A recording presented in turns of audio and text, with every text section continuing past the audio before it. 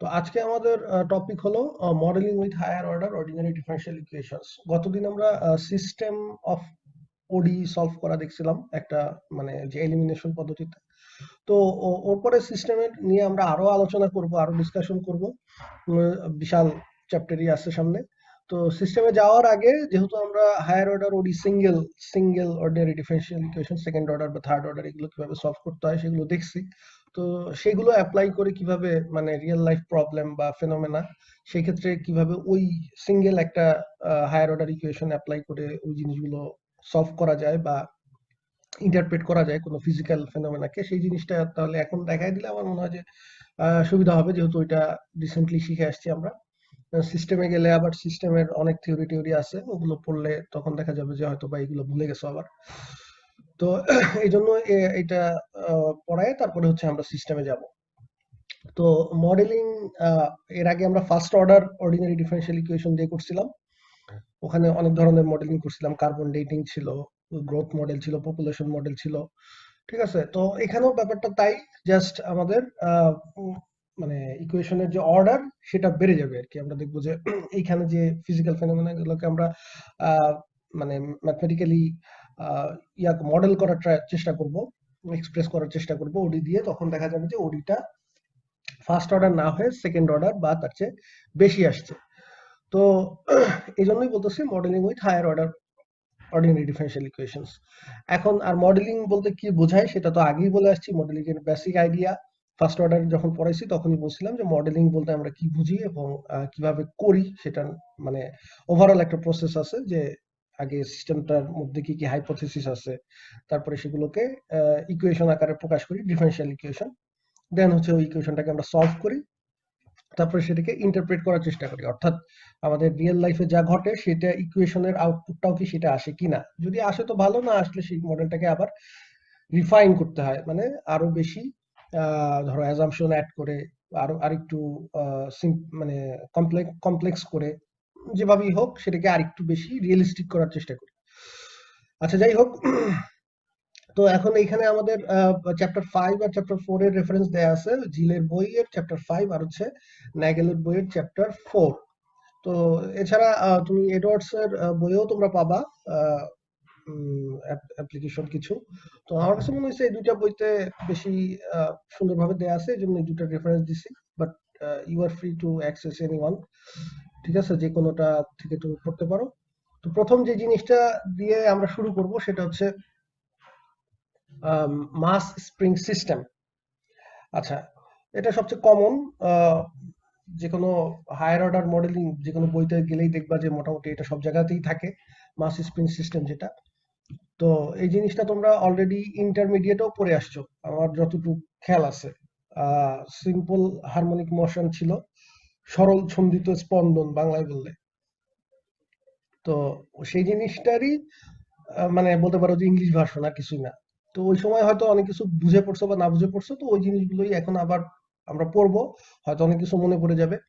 তো তার আগে যেটা বলার দরকার সেটা হচ্ছে যে এই মাস স্প্রিং সিস্টেম, এইখানে একটা ছবি আছে দেখো, যে একটা স্প্রিং ঝুলানো আছে, তার সাথে একটা, এই যে প্রথম ছবিতে কোনো বস্তু নাই, দ্বিতীয় ছবিতে বস্তুটা আছে ইকুইলিব্রিয়াম পজিশনে, B B B B picture যেটা সেটাতে, আর সি নাম্বারে ওইটা হচ্ছে স্পন্দন হচ্ছে, ভাইব্রেশন হচ্ছে। অর্থাৎ একটা সার্টেন অ্যামাউন্ট ওটাকে নিচের দিকে টেনে তারপর ছেড়ে দেওয়া হয়েছে, তো তার মানে হচ্ছে ওটা কি হবে, ভাইব্রেট হবে এদিকে। ঠিক আছে, এখন আহ, মানে শুধুমাত্র যে এই ধরনের স্প্রিং এর ক্ষেত্রেই আমরা ডিফারেনশিয়াল ইকুয়েশন অ্যাপ্লাই করব ব্যাপারটা আসলে তা না। আমি যেটা বলতে চাচ্ছি সেটা হচ্ছে যে এই স্পন্দন আসলে ভাইব্রেশন এটা শুধু স্প্রিং এর হবে ব্যাপারটা এরকম না, অনেক কিছুরই হইতে পারে। তোমরা যেটা পড়ছিলা বোধহয় ইন্টারমিডিয়েটে সেটা ছিল যে একটা ওই যে সুতা দিয়ে সম্ভবত পেন্ডুলাম বা কিছু এরকম একটা বেঁধে দিয়ে তারপরে এদিকে এদিকে এইভাবে সরল ছন্দিত স্পন্দন যেটা পড়ছিল ওখানে এটা ছিল। ঠিক আছে, আর এখানে হচ্ছে স্প্রিং দিয়ে আমরা দেখতেছি এরকম, এই উপর নিচে হবে স্প্রিং। ইভেন স্প্রিং হরাইজন্টালিও থাকতে পারে, হরাইজন্টালিও একটা স্প্রিং আমি রেখে দেন হচ্ছে এখানে একটা বস্তু বেঁধে এটাকে টান দিয়ে ছেড়ে দিলে তাহলে এই বরাবর হবে। তো আসলে জিনিসগুলো যদিও দেখতে অন্যরকম, ফিজিক্যালি মনে হচ্ছে একটা আরেকটা চেয়ে আলাদা, বাট সবগুলোরই দেখবা যে তুমি যখন ম্যাথমেটিক্যালি আমরা যখন ডিরাইভ করব, তখন ইকুয়েশন গুলো সব আসলে একই রকম আসতেছে। এবং সবচেয়ে মজার ব্যাপার হচ্ছে সার্কুলার মোশনের সাথেও এটার কানেকশন আছে। এই সার্কুলার মোশন, সাইনুসয়েডাল, এগুলো আসলে সব কানেক্টেড, মানে দেখতে ভিন্ন হলেও একই রকম সব। তো এগুলো আমরা আস্তে আস্তে ক্লিয়ার হব। এখন একটা মানে সবচেয়ে মোস্ট কমন একটা মানে মাস স্প্রিং সিস্টেম যে ভাইব্রেশন হয় এরকম, মানে আমাদের বর্তমান যুগে যে রিয়েল লাইফে এরকম একটা উদাহরণ কেউ দিতে পারবা যে ভাইব্রেশন যেটার সাথে রিলেটেড বা এরকম? কণ্ঠনালী। হ্যাঁ, সেটা আছে, কণ্ঠনালী আছে, তারপরে আরো আরো আরো কমন একটা আছে কণ্ঠনালী। হ্যাঁ, কথা বললে তো অবশ্যই। তারপরে আরো আরো কমন আছে। স্যার ওয়েব, হ্যাঁ, মানে ওয়েব তো অবশ্যই। মানে মোবাইল ভাইব্রেট করে না? জি স্যার। হ্যাঁ, তো মোবাইলে তো ভাইব্রেশন এখন মোটামুটি সবার মোবাইলই এই সিস্টেম আছে। সো ভাইব্রেশন জিনিসটা কিন্তু খুবই খুবই কমন, এবং সব জায়গাতেই যখনই তোমার এরকম ভাইব্রেশন আসবে তখনই এই যে এই আহ, মানে ডিফারেনশিয়াল ইকুয়েশন চলে আসবে। তার যখন তুমি মডেলিং করতে যাবা যে কি পরিমাণ ভাইব্রেশন একটা মোবাইলের ভিতরে যে ভাইব্রেটরটা থাকে, সেখানেও কিন্তু তোমার এই ধরনের ক্যালকুলেশনের দরকার আছে। ওটা বেশি ভাইব্রেট করলেও সমস্যা, আবার যদি এত আস্তে করে যে তুমি শুনতেই পাচ্ছ না, তাহলে তো লাভ নাই, তাই না?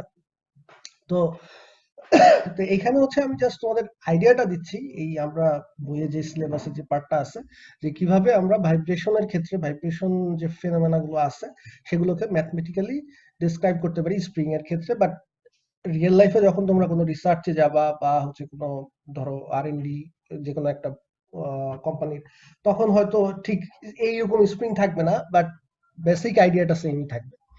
আচ্ছা, তো এখন এইটার ক্ষেত্রে মডেলিং করতে গেলে আমাদের প্রথম যেটা লাগবে স্প্রিং এর ক্ষেত্রে, সেটা হচ্ছে হুকস লটা একটু লাগবে। কারণ স্প্রিং এর ক্ষেত্রে আমরা জানি হুকস ল বলে একটা জিনিস ছিল, কিভাবে স্প্রিংটা কতটুকু পরিমাণ রিস্টোরিং ফোর্স অ্যাপ্লাই করে সেটার সাথে একটা সম্পর্ক ছিল। তো প্রথম এ ছবিটা দেখো, এ ছবিতে একটা স্প্রিং আছে, এটা হচ্ছে আনস্ট্রেচড লেখা আছে, অর্থাৎ এটাকে তুমি লম্বাও করো নাই বা হচ্ছে প্রেসার দিয়ে ছোটও করা হয় নাই, জাস্ট এটার ন্যাচারাল লেন্থ যেটা এল, সেটা জাস্ট এখানে আহ, মানে এই যে কি বলবো সিলিং এর সাথে এটা আটকে দেওয়া হয়েছে সোজা কথায়। এটা কোনো ভাইব্রেশনও নাই, এবং এটাকে কোনো লম্বাও করা হয় নাই বা সংকুচিতও করা হয় নাই। এরপর তুমি যদি এই মাথায় নিচের দিকে যেই প্রান্তটা আছে সেই প্রান্তে যদি একটা আহ, বস্তু এম ভরের একটা বস্তু তুমি যদি অ্যাটাচ করো, তাহলে কি হবে? স্প্রিংটা একটু আহ, মানে ইলংগেটেড হবে, দ্যাট মিন্স একটু লম্বা হবে। তো সেই কতটুকু পরিমাণ লম্বা হবে সেটাকে বললাম হচ্ছে, ধরো যে এস পরিমাণ সেটা বেড়ে গেল, এস লেন্থ পরিমাণ সেটা হচ্ছে লম্বা হলো। তাহলে এখানে একটা ব্যাপার খেয়াল করো যে আমরা আমাদের যে কোনো একটা স্প্রিং এর ক্ষেত্রে, এখন আমি যদি বড় ধরো 10 কেজি ওজনের একটা বস্তু ঝুলাই, তাহলে যেই পরিমাণ লম্বা হবে, 5 কেজি পরিমাণ একটা বস্তু ঝুলালে তো সেই পরিমাণ লম্বা হবে না স্বাভাবিকভাবে। তো বস্তু ভরের উপরে নির্ভর করে, আবার হচ্ছে ওই স্প্রিংটার গঠনের উপরও নির্ভর করে। অর্থাৎ স্প্রিংটা যদি খুব মানে লুজ টাইপের হয়, তাহলে সেই ক্ষেত্রে তো হালকা একটা বস্তু 2 কেজি একটা বস্তু ঝুলাইলেই হয়তো দেখা যাবে এটা অনেক লম্বা হয়ে গেছে। আবার যদি স্প্রিংটা অনেক শক্ত সলিড টাইপের হয় এবং মোটা হয় ধরো, তাহলে সেই ক্ষেত্রে 2 কেজি ঝুলালেও বেশি দূর যাবে না। তো এই যে স্প্রিংটা আসলে যেই পরিমাণ ফোর্স, মানে ঘটনাটা আসলে কি ঘটতেছে, কোন একটা বস্তু যখন তুমি দিবা, তো সেটা আসলে ওই বস্তুটা তো চেষ্টা করবে স্প্রিংটাকে নিচের দিকে নামানোর, বিকজ ওই বস্তুটার ওজন হচ্ছে, ওজন যেটা সেটা পৃথিবীর যে অভিকর্ষ বলের কারণে সেই ওজন যেই ফোর্সটা সেটা নিচের দিকে কাজ করতেছে। আর তখন স্প্রিংটা সেই বস্তুর উপরে আবার ঠিক এইটার উল্টা দিকে আরেকটা রিস্টোরিং ফোর্স বলি আমরা, বা স্প্রিং ফোর্স, ঠিক আছে, উল্টা দিকে একটা বল দিবে, এবং দুইটা যখন সেম হয়ে যাবে তখন হচ্ছে বস্তুটা ইকুইলিব্রিয়াম পজিশনে স্থির হয়ে থাকবে এই এস পরিমাণ।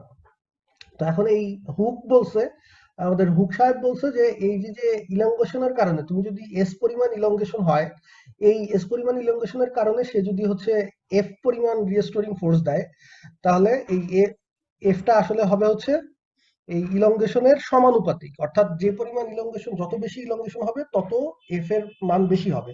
এটা তুমিও বুঝতে পারো, একটা স্প্রিং কে যখন তুমি টেনে লম্বা করতে যাবা, তো অল্প একটু লম্বা করতে তোমার বেশি কষ্ট করতে হয় না, কিন্তু বেশি লম্বা করতে গেলে আরো বেশি জোরে টান দিতে হয়, আরো বেশি ফোর্স অ্যাপ্লাই করতে হয়, কষ্ট হবে বেশি। তার মানে যত তুমি বেশি লম্বা করতে চাচ্ছ তত ফোর্সের পরিমাণও বাড়তেছে। সো এই কারণেই হুক বলছে যে এই রিস্টোরিং ফোর্স যেটা এফ, এটা হচ্ছে এস এর সমানুপাতিক, বা তারপরে আমরা এখান থেকে তো ইজিলি লিখতে পারি যে এফ সমান সমান কে এস, যেখানে কেটা হচ্ছে একটা কনস্ট্যান্ট এবং এই কনস্ট্যান্টটাকে আমরা বলি হচ্ছে স্প্রিং কনস্ট্যান্ট। এখন এই কেটা মানে কে কে যেটা, সেই কে এর ভ্যালুটা এক এক স্প্রিং এর জন্য এক এক রকম। এটা মানে হিসাব করা কোনো ব্যাপারই না, কারণ কে সমান সমান কি, এখান থেকে আমরা লিখতে পারি কে সমান সমান এফ বাই এস, তাই না? তাহলে তুমি যদি ধরো যে একটা 10 নিউটন ওজনের, এফ হচ্ছে যেহেতু ফোর্স, তাহলে 10 নিউটন ওজনের একটা বস্তু তুমি সাপোজ ঝুলাইলা, এই যে এম যেটা আছে সেটার ওজন যদি, ভর বলতেছি না, ওজন যদি 10 নিউটন হয়, সেখানে তুমি এটা ঝুলানোর পরে যদি ধরো যে 1 মিটার পরিমাণ এটা হচ্ছে লম্বা হয়েছে স্প্রিংটা, বা আচ্ছা ধরো 0.1 মিটার, 1 মিটার তো অনেক বেশি, আচ্ছা 0.1 মিটার পরিমাণ এটা লম্বা হয়েছে, তাহলে এটা কে সমান সমান এই যে এরকম হবে 10 নিউটন ডিভাইডেড বাই 0.1 মিটার। তাহলে কে এর ভ্যালু যা আসে, তো কে এর একটা ভ্যালু যখন তুমি পেয়ে যাবা, এরপরে যদি তোমাকে বলে তাহলে 5 নিউটন ফোর্স অ্যাপ্লাই করলে তুমি কতটুকু এটা বাড়বে, তাহলে আমরা যেহেতু জানি কে হচ্ছে 10/0.1, তাহলে এফ এফ দেওয়া আছে 5 নিউটন। এখন সেকেন্ড কেসে যে এফ সমান সমান 5 নিউটন, কে দেওয়া আছে 10/0.1 নিউটন বাই হচ্ছে মিটার, আর এখানে এস এর ভ্যালুটা কত, এটা এস এর ভ্যালুটা জানি না, কতটুকু লম্বা হবে সেটা জানি না, এটা বের করতে হবে। তাহলে এখান থেকে আমরা বের করতে পারবো, জাস্ট ক্যালকুলেশন করলেই এই যে নিউটন ক্যান্সেল হয়ে যাবে, তারপরে ক্যালকুলেশন করলে যা আসে তাহলে অতটুকু লম্বা হবে। অর্থাৎ স্প্রিং কনস্ট্যান্ট যেটা, সেই জিনিসটা কোন একটা স্প্রিং এর স্প্রিং কনস্ট্যান্টটাই আসলে ডিফাইন করে যে ওইখানে তুমি কোনো যে কোনো ওজনের কোনো একটা বস্তু ঝুলালে ওটা কতটুকু লম্বা হবে বা কতটুকু ছোট সংকুচিত হবে। ঠিক আছে, তো কেটা আশা করি বোঝা গেছে। এই কে এর ভ্যালু যদি অনেক বেশি হয়, তাহলে স্প্রিংটা কি অনেক মানে রিজিড কিনা, কেউ বলতে পারবা? মানে রিজিড বলতে আমি বোঝাতে যাচ্ছি যে ওটাকে তোমার লম্বা করতে অনেক কষ্ট হবে, এরকম কিনা, কথা বলে না কেন? জি স্যার, কারণ sir k equal to f by x sir. হ্যাঁ, এফ বাই এক্স বা এফ বাই এস হোয়াটএভার। হ্যাঁ, যত বেশি তাহলে তার মানে যত বেশি রিগিড হবে স্যার তত বেশি বল ফোর্স ক্রিয়েট করতে হ্যাঁ পারবে। বোঝাই যাচ্ছে। আবার এখান থেকেও বুঝতে পারো যে এফ সমান সমান কে এস, বা হচ্ছে কি এফ সমানুপাতিক এস। তাহলে কে এর ভ্যালু বাড়া মানে কি, তাহলে এস অল্প একটু এস এর জন্যই তোমার অনেক বেশি ফোর্স লাগবে। ঠিক আছে, তার মানে কে যত বেশি হবে কোন একটা স্প্রিং এর, স্প্রিং কনস্ট্যান্টটা যত বেশি হবে, স্প্রিংটা তত বেশি শক্ত বা সলিড। ঠিক আছে, ওটাকে তোমার লম্বা করতে তত বেশি ফোর্স দিতে হবে। আচ্ছা, তো এখন এটা ছিল হচ্ছে হুকস ল, যে এই স্প্রিং ফোর্স আর হচ্ছে কে এস, এই দুইটা ইকুয়াল এবং অপোজিট ডিরেকশনে কাজ করে।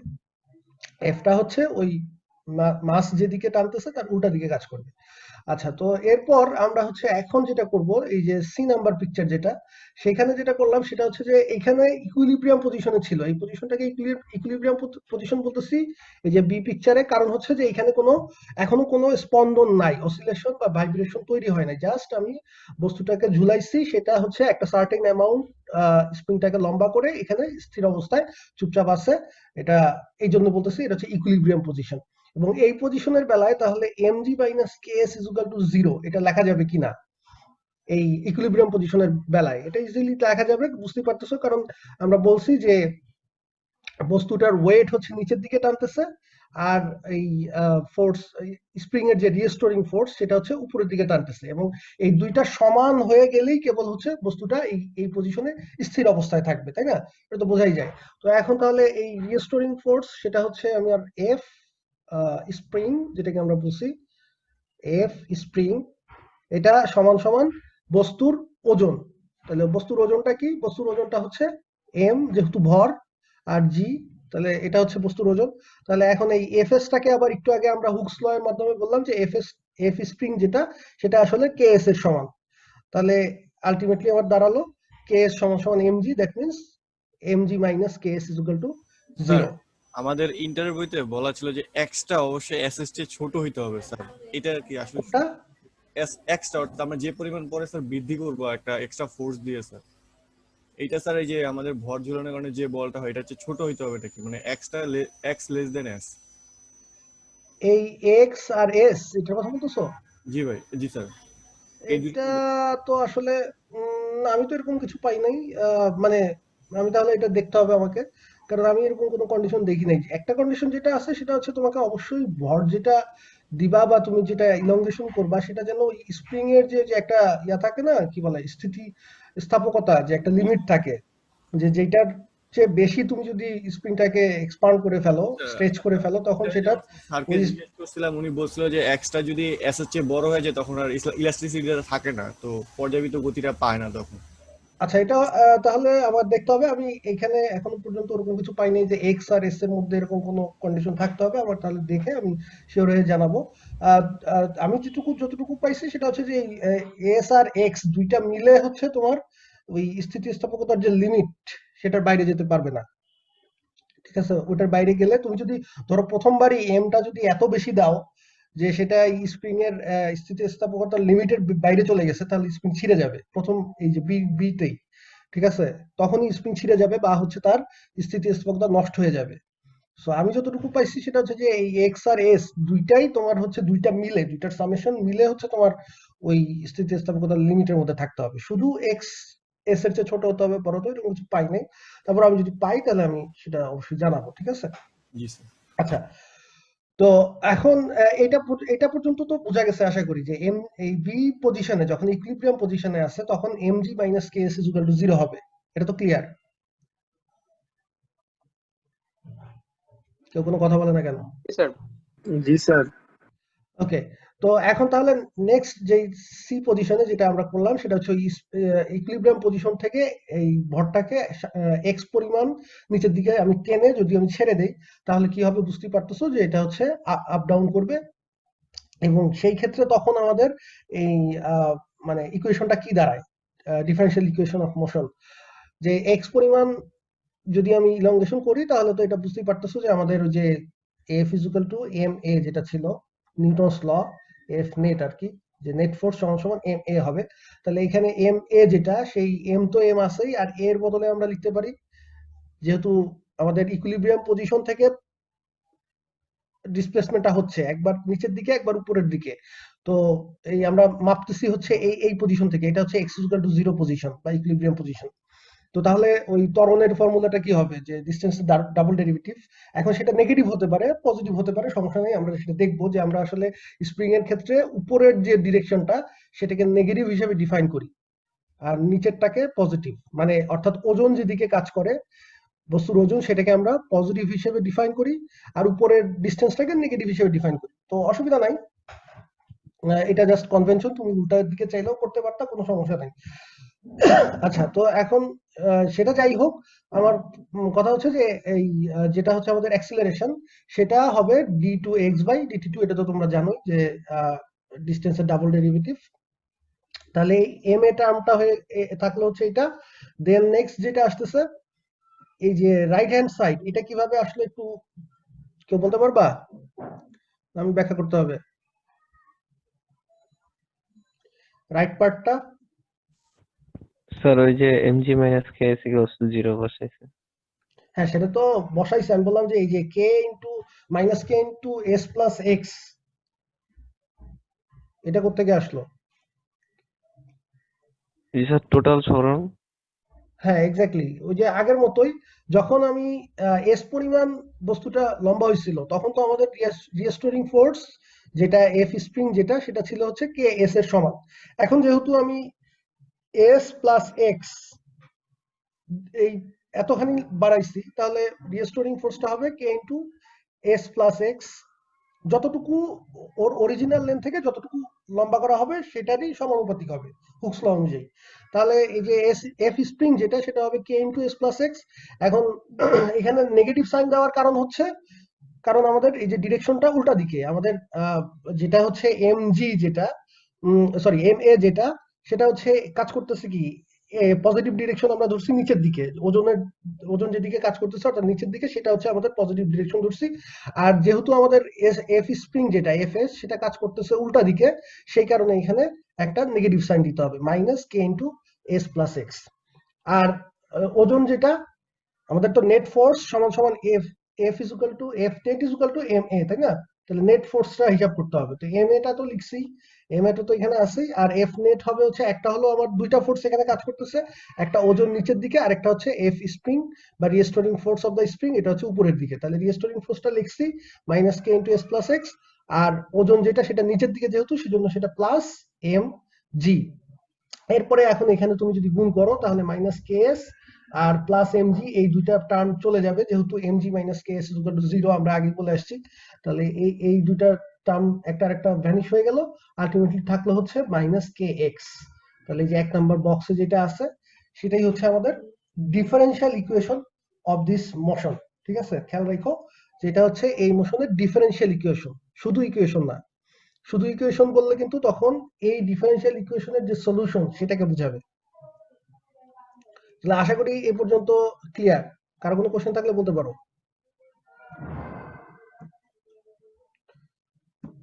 আচ্ছা, নাই আশা করি। ওকে, এখন তাহলে আমরা নেক্সটে যাই। যেটা বললাম যে আমরা তাহলে কি কি করলাম এই পর্যন্ত, যে একটা স্প্রিং, সেটাকে যদি আমরা এই স্প্রিং এর সাথে একটা এম ভরের একটা বস্তু অ্যাটাচ করে দেন হচ্ছে সেটাকে অসিলেট করি, তাহলে ওই অসিলেশনের ডিফারেন্সিয়াল ইকুয়েশনটা কি আসবে, অর্থাৎ ওই যে বস্তুটা সেই বস্তুটার যে এক্সটা বলতে আমরা এখানে কি বুঝাচ্ছি, এক্সটা হচ্ছে তার ওই যে ইকুইলিব্রিয়াম পজিশন থেকে তার কতটুকু সরণ হয় উপরের দিকে বা নিচের দিকে। এক্স এর ভ্যালু পজিটিভ হতে পারে, নেগেটিভও হতে পারে। তো এই এক্সটা হচ্ছে আমার আননোন, আমি জানি না। তার মানে আমি এই এক্সটা কিভাবে, মানে বস্তুটা কিভাবে অসিলেট করবে, এক্সটা যদি আমি জানতে পারি, তাই না, জানতে পারলেই তো আমি বলতে পারবো যে বস্তুটা তাহলে কখন কোন জায়গায় আছে। এই যে বস্তুটা তো আসলে এই এক্স এর ভ্যালুটা তুমি জানতে পারলেই কিন্তু তুমি বলে দিতে পারবা যে বস্তুটা কোন জায়গায় আছে। এক্স যদি ধরো মানে প্লাস 0.5 মিটার হয়, তার মানে হচ্ছে নিচের দিকে 0.5 মিটার দূরত্বে আছে ইকুইলিব্রিয়াম পজিশন থেকে। যদি মাইনাস 0.5 মিটার হয় তার মানে উপরের দিকে 0.5 মিটার উপরে আছে। এখন এখানে যেটা বলতে চাচ্ছে সেটা হচ্ছে যে এই বস্তুটা যে ভাইব্রেশনটা হচ্ছে, তার যে গতি, সেই গতিটা এই ডিফারেন্সিয়াল ইকুয়েশন, তার যে ডিস্টেন্স এক্স, সেটা এই ডিফারেন্সিয়াল ইকুয়েশনকে স্যাটিসফাই করবে। ঠিক আছে, সে যতটুকু উপরে নিচেই যাক না কেন, তার এই এক্স যেটা আছে, এক্সটা তো আসলে একটা ফাংশন অফ টাইম এখানে, কারণ সময়ের সাথে সাথে এক্স চেঞ্জ হচ্ছে। তাহলে এই এক্স টি যেটা আছে, এক্স টিটা এটা এই ডিফারেন্সিয়াল ইকুয়েশনে তুমি যদি বসাও তাহলে সেটা এই দু সাইডে মানে একই জিনিস আসবে। এই ডিফারেন্সিয়াল ইকুয়েশনটা স্যাটিসফাই করতে হবে। এই জন্যই আমরা বলতেছি যে এইটা হচ্ছে 1 নম্বর বক্সে যেটা আছে সেটা হচ্ছে এই মোশনের ডিফারেন্সিয়াল ইকুয়েশন। আচ্ছা, এখন আমরা যেটা করব, আমরা আমাদের টার্গেট হচ্ছে, খেয়াল করো যে এখানে আমাদের টার্গেটটা হচ্ছে যে আসলে আমরা জানতে চাই যে কিভাবে এই যে গতিটা, এই যে বস্তুটা যে ভাইব্রেট হচ্ছে, এটা কিভাবে হবে সময়ের সাথে সাথে, তার চেঞ্জটা কেমন হবে, সে কি এরকম আজীবন এরকম ভাইব্রেট করতেই থাকবে নাকি কিছুক্ষণ পরে থেমে যাবে, বা হচ্ছে তার সর্বোচ্চ ডিসপ্লেসমেন্ট, সে এই ইকুইলিব্রিয়াম পজিশন থেকে সর্বোচ্চ কোন পরিমাণ যাবে, ঠিক আছে, কখন যাবে, 1 মিনিট পরে সে কোথায় থাকবে, সবকিছু জানতে চাই। ঠিক আছে, আমাদের টার্গেট হচ্ছে এভরিথিং আমরা জানতে চাচ্ছি। আমরা মেজার করতে পারি হচ্ছে বস্তুটার ভর, আমরা জানতে পারি আগে থেকে, স্প্রিং কনস্ট্যান্ট যেটা সেটাও আমরা আগে থেকে মেজার করতে পারি। তো এই জিনিসগুলো আমরা জানি, এই জানা জিনিসগুলো ইউজ করে আমরা জানতে চাচ্ছি যে বস্তুটা তাহলে কিভাবে ভাইব্রেট করবে। তো এটাই হচ্ছে আমাদের টার্গেট। তো এখন আমরা এই যে ডিফারেন্সিয়াল ইকুয়েশনটা যখন বের করে ফেলছি, এখন এই জিনিসটা খুব ইজি হয়ে যাবে। আমি এই ডিফারেন্সিয়াল ইকুয়েশনকে সলভ করে যখন এক্সটিটা পেয়ে যাব, এখানে তো আমার আননোন কি, দেখো এখানে আমরা কে জানি, এম জানি, আননোনটা হচ্ছে শুধুমাত্র এক্স। এক্সটা জানলেই কিন্তু আমি হচ্ছে এক্স অফ টিটা যখন জেনে যাব, তখন এই সেইটার ফর্মুলা জেনে যাওয়া মানে হচ্ছে তুমি যে কোনো সময়ে ওই এম এর পজিশনটা জানা। তাই না, যে তুমি এখানে টি এর ভ্যালু 1 মিনিট যদি বসাও তাহলে 1 মিনিট পরে এক্স অফ টি কত, সেটা বের করা মানে হচ্ছে 1 মিনিট পরে এই বস্তুটা কোন পজিশনে আছে সেটা জানা। তো এক্স পজিশনটা জানতে পারলে দেন হচ্ছে ভেলোসিটি যেটা, সেটা কিভাবে জানা যাবে বলো। ভেলোসিটি জানতে হলে কি, একবার ডেরিভেটিভ করতে হবে।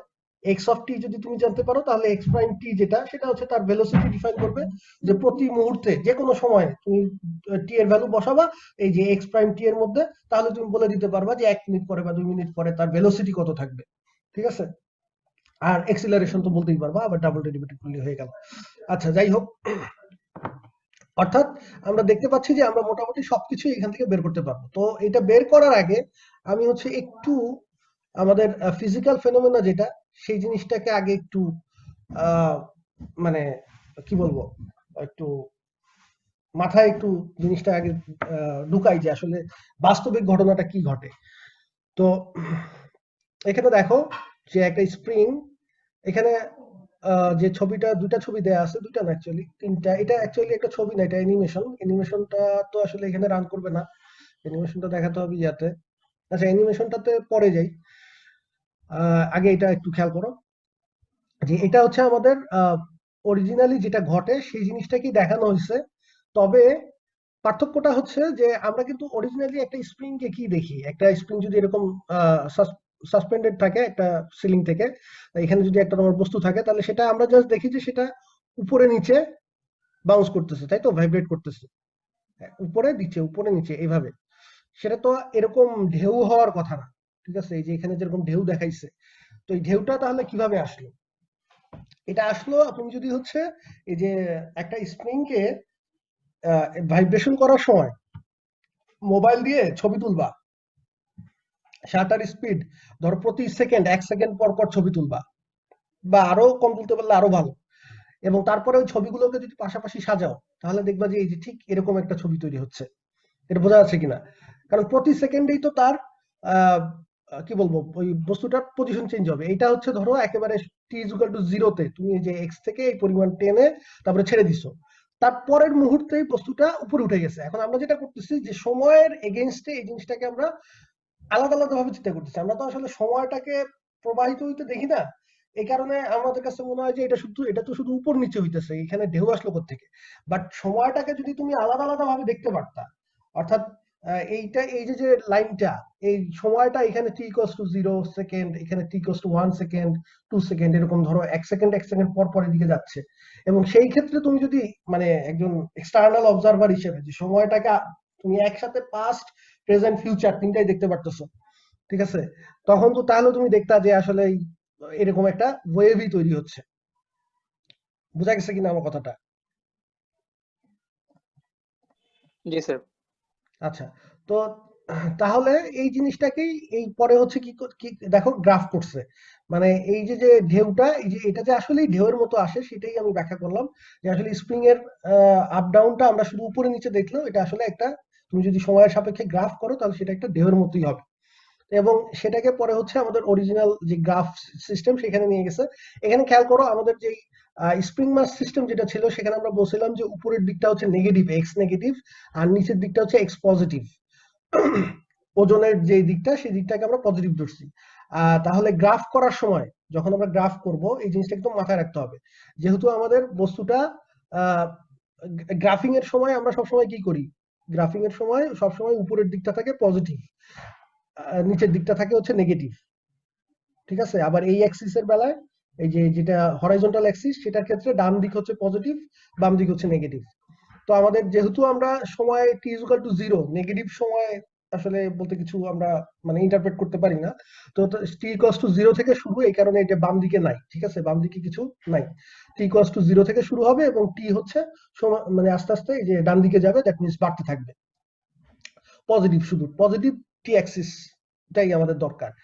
তো টি ইকুয়ালস টু 0 তে বস্তুটা কিন্তু এই যে নিচের দিকে ছিল, নিচের দিকে ছিল, দ্যাট মিন্স পজিটিভ ছিল তার ডিসপ্লেসমেন্ট, ঠিক আছে? তো এই কারণেই আমাদের এখানে দিতে হবে উপরের দিকে গ্রাফের বেলায়, কারণ গ্রাফের বেলায় উপরের দিকটা হচ্ছে পজিটিভ। এই জিনিসটা একটু খেয়াল রাখো। গ্রাফ আর হচ্ছে আমাদের অরিজিনাল সিস্টেম, এই দুইটার ক্ষেত্রে এই জিনিসটা একটু উল্টাপাল্টা মনে হতে পারে, বাট এটাই কনভেনশন। তো যেহেতু নিচের দিকে ছিল, এক সেকেন্ড,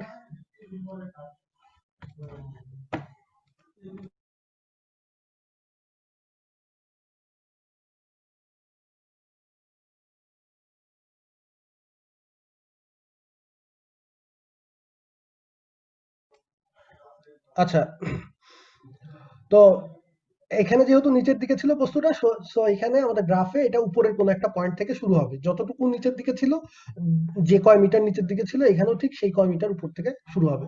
তারপরে বস্তুটা কি কোথায় গেছে, ইকুইলিব্রিয়াম পজিশনে গেছে। তো এই যে এটাও দেখো, এই যে equilibrium position x equal to 0 তে আসছে, দেন হচ্ছে এই যে এইভাবে জাস্ট গ্রাফ করতে হবে, আর কিছু না।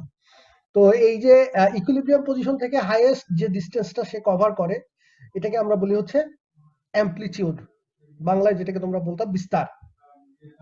আর পুরো একটা অসিলেশন আমরা এই যে যেহেতু আমরা বুঝতেই পারতেছি যে ব্যাপারটা আসলে রিপিট হচ্ছে, রিকারিং একটা ঘটনা ঘটতেছে এখানে, যে বস্তুটা ইকুইলিব্রিয়াম পজিশনের নিচের থেকে যাত্রা শুরু করছিল, সেখান থেকে সে আবার ইকুইলিব্রিয়ামে যাচ্ছে, তারপরে আবার উপরের দিকে উঠতেছে, তারপরে আবার নিচের দিকে, তারপরে আবার এই যে আগের জায়গায় ফিরে আসতেছে। তার মানে এরপরে আবার এই জিনিসটাই রিপিট হবে। তাহলে এখানে একটা রিকারিং ঘটনা ঘটতেছে, সাইকেল হচ্ছে।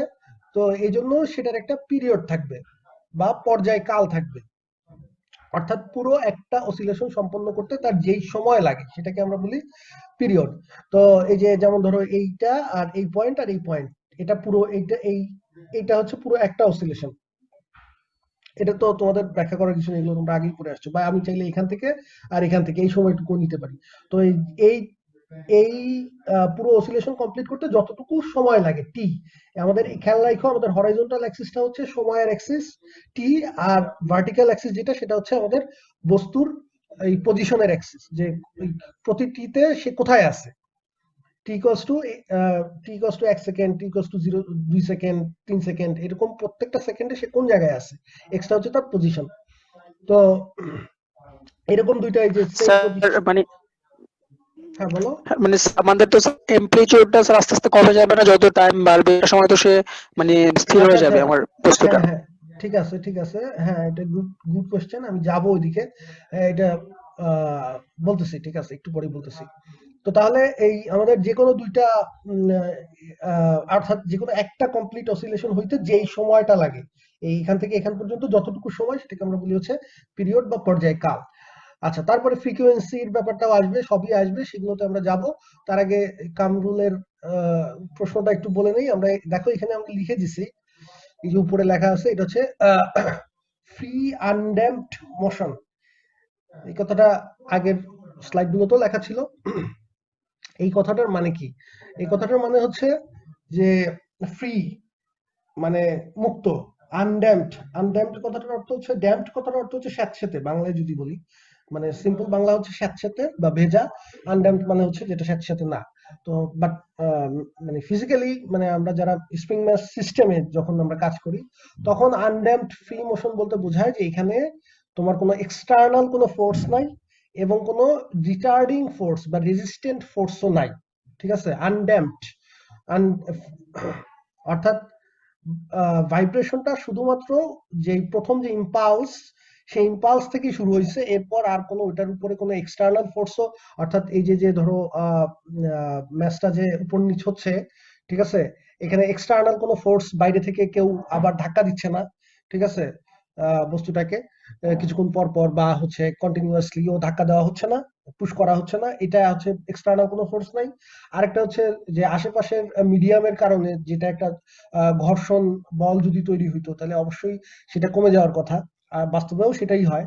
তো আমরা ধরে নিচ্ছি যে এটার ক্ষেত্রে সেই ধরনের কোনো রেজিস্টিং ফোর্স, যেটা রেজিস্টিং ফোর্স, সেগুলোও নাই, মানে মিডিয়ামের, ডিউ টু মিডিয়াম, ঠিক আছে। তো এই জন্য এটাকে বলতেছি যে ফ্রি আনড্যাম্পড মোশন। সেজন্যই আমরা এগুলো ধরে না নেওয়ার কারণেই এখানে যে ঘটনাটা ঘটতেছে, যে এই এই স্প্রিংটা আসলে আজীবনই এইভাবে অসিলেট হইতে থাকবে, যেহেতু এখানে কোনো এক্সটার্নাল তার কোনো ফোর্স নাই। এক্সটার্নাল কোনো ফোর্স তাকে হচ্ছে সাহায্য করতেছে না বা বাধাও দিচ্ছে না, আবার কোনো রেজিস্টিং ফোর্স, ঘর্ষণ বা এই টাইপের কোনো ফোর্স তাকে হচ্ছে বাধা দিচ্ছে না। সো এই কারণে এটা চলতেই থাকবে এইভাবে, এই যে সাইনোসয়েডাল ওয়েভটা চলতেই থাকবে। এটা হচ্ছে একেবারে আদর্শ কেস, আইডিয়াল কেস। এখন বলতে পারো স্যার এটা তো হয় না, তাহলে এটা নিয়ে ঘাটাঘাটি করে লাভ কি? তো এটা আসলে আমরা হচ্ছে স্ট্যান্ডার্ড, মানে আইডিয়ালটা হচ্ছে সিম্পলিফাইড, এটা সিম্পলিফাইড মডেল। এইটাকে আমরা আগে সলভ করি, আমাদের সব ক্ষেত্রেই দেখবা যে আসলে ঘটনাগুলো কিন্তু এভাবেই শুরু হয়, যে ম্যাথমেটিশিয়ানরা প্রথমে একটা ছোট্ট একটা জিনিস নিয়ে শুরু করে, স্ট্যান্ডার্ড একটা আইডিয়াল একটা ছোট একটা জিনিস, তারপরে সেটাকে আস্তে আস্তে এক্সপান্ড করে করে কমপ্লেক্স করে করে আরো মানে রিয়েলিস্টিক বানায়। তো এখানেও ঘটনাটা তাই, আমরা হচ্ছে একেবারে আইডিয়াল একটা স্প্রিং নিয়ে শুরু করলাম, এরপরে আস্তে আস্তে আমরা হচ্ছে এটার সাথে আরো আরো আপগ্রেড করার চেষ্টা করব। বোঝা গেছে কামরুল?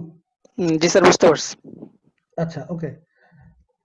তাহলে এখন আসো যে আমরা বুঝতে পারলাম যে আমাদের স্প্রিংটাকে যদিও আমরা উপর নিচে ভাইব্রেট হতে দেখি, বাট সেটা আসলে একটা সাইনুসয়েডাল বা কজ, একটা কোসাইন ওয়েভ, যেটা সাইনোসয়েডাল ওয়েভ যেগুলোকে আমরা বলি, যে সাইন ওয়েভ বা কোসাইন ওয়েভ, সেইগুলোর সাথে মিল আছে। তার তার যেই equation of motion, not differential ইকুয়েশনের কথা বলতেছি না, আমি বলতেছি ইকুয়েশন অফ মোশন। এই যে যে গ্রাফটা এখানে আমরা দেখতে পাচ্ছি, এই যে যে গ্রাফটা, এই গ্রাফটা কিন্তু আসলে কি এক্স ভার্সেস টি এর গ্রাফ, তাই না?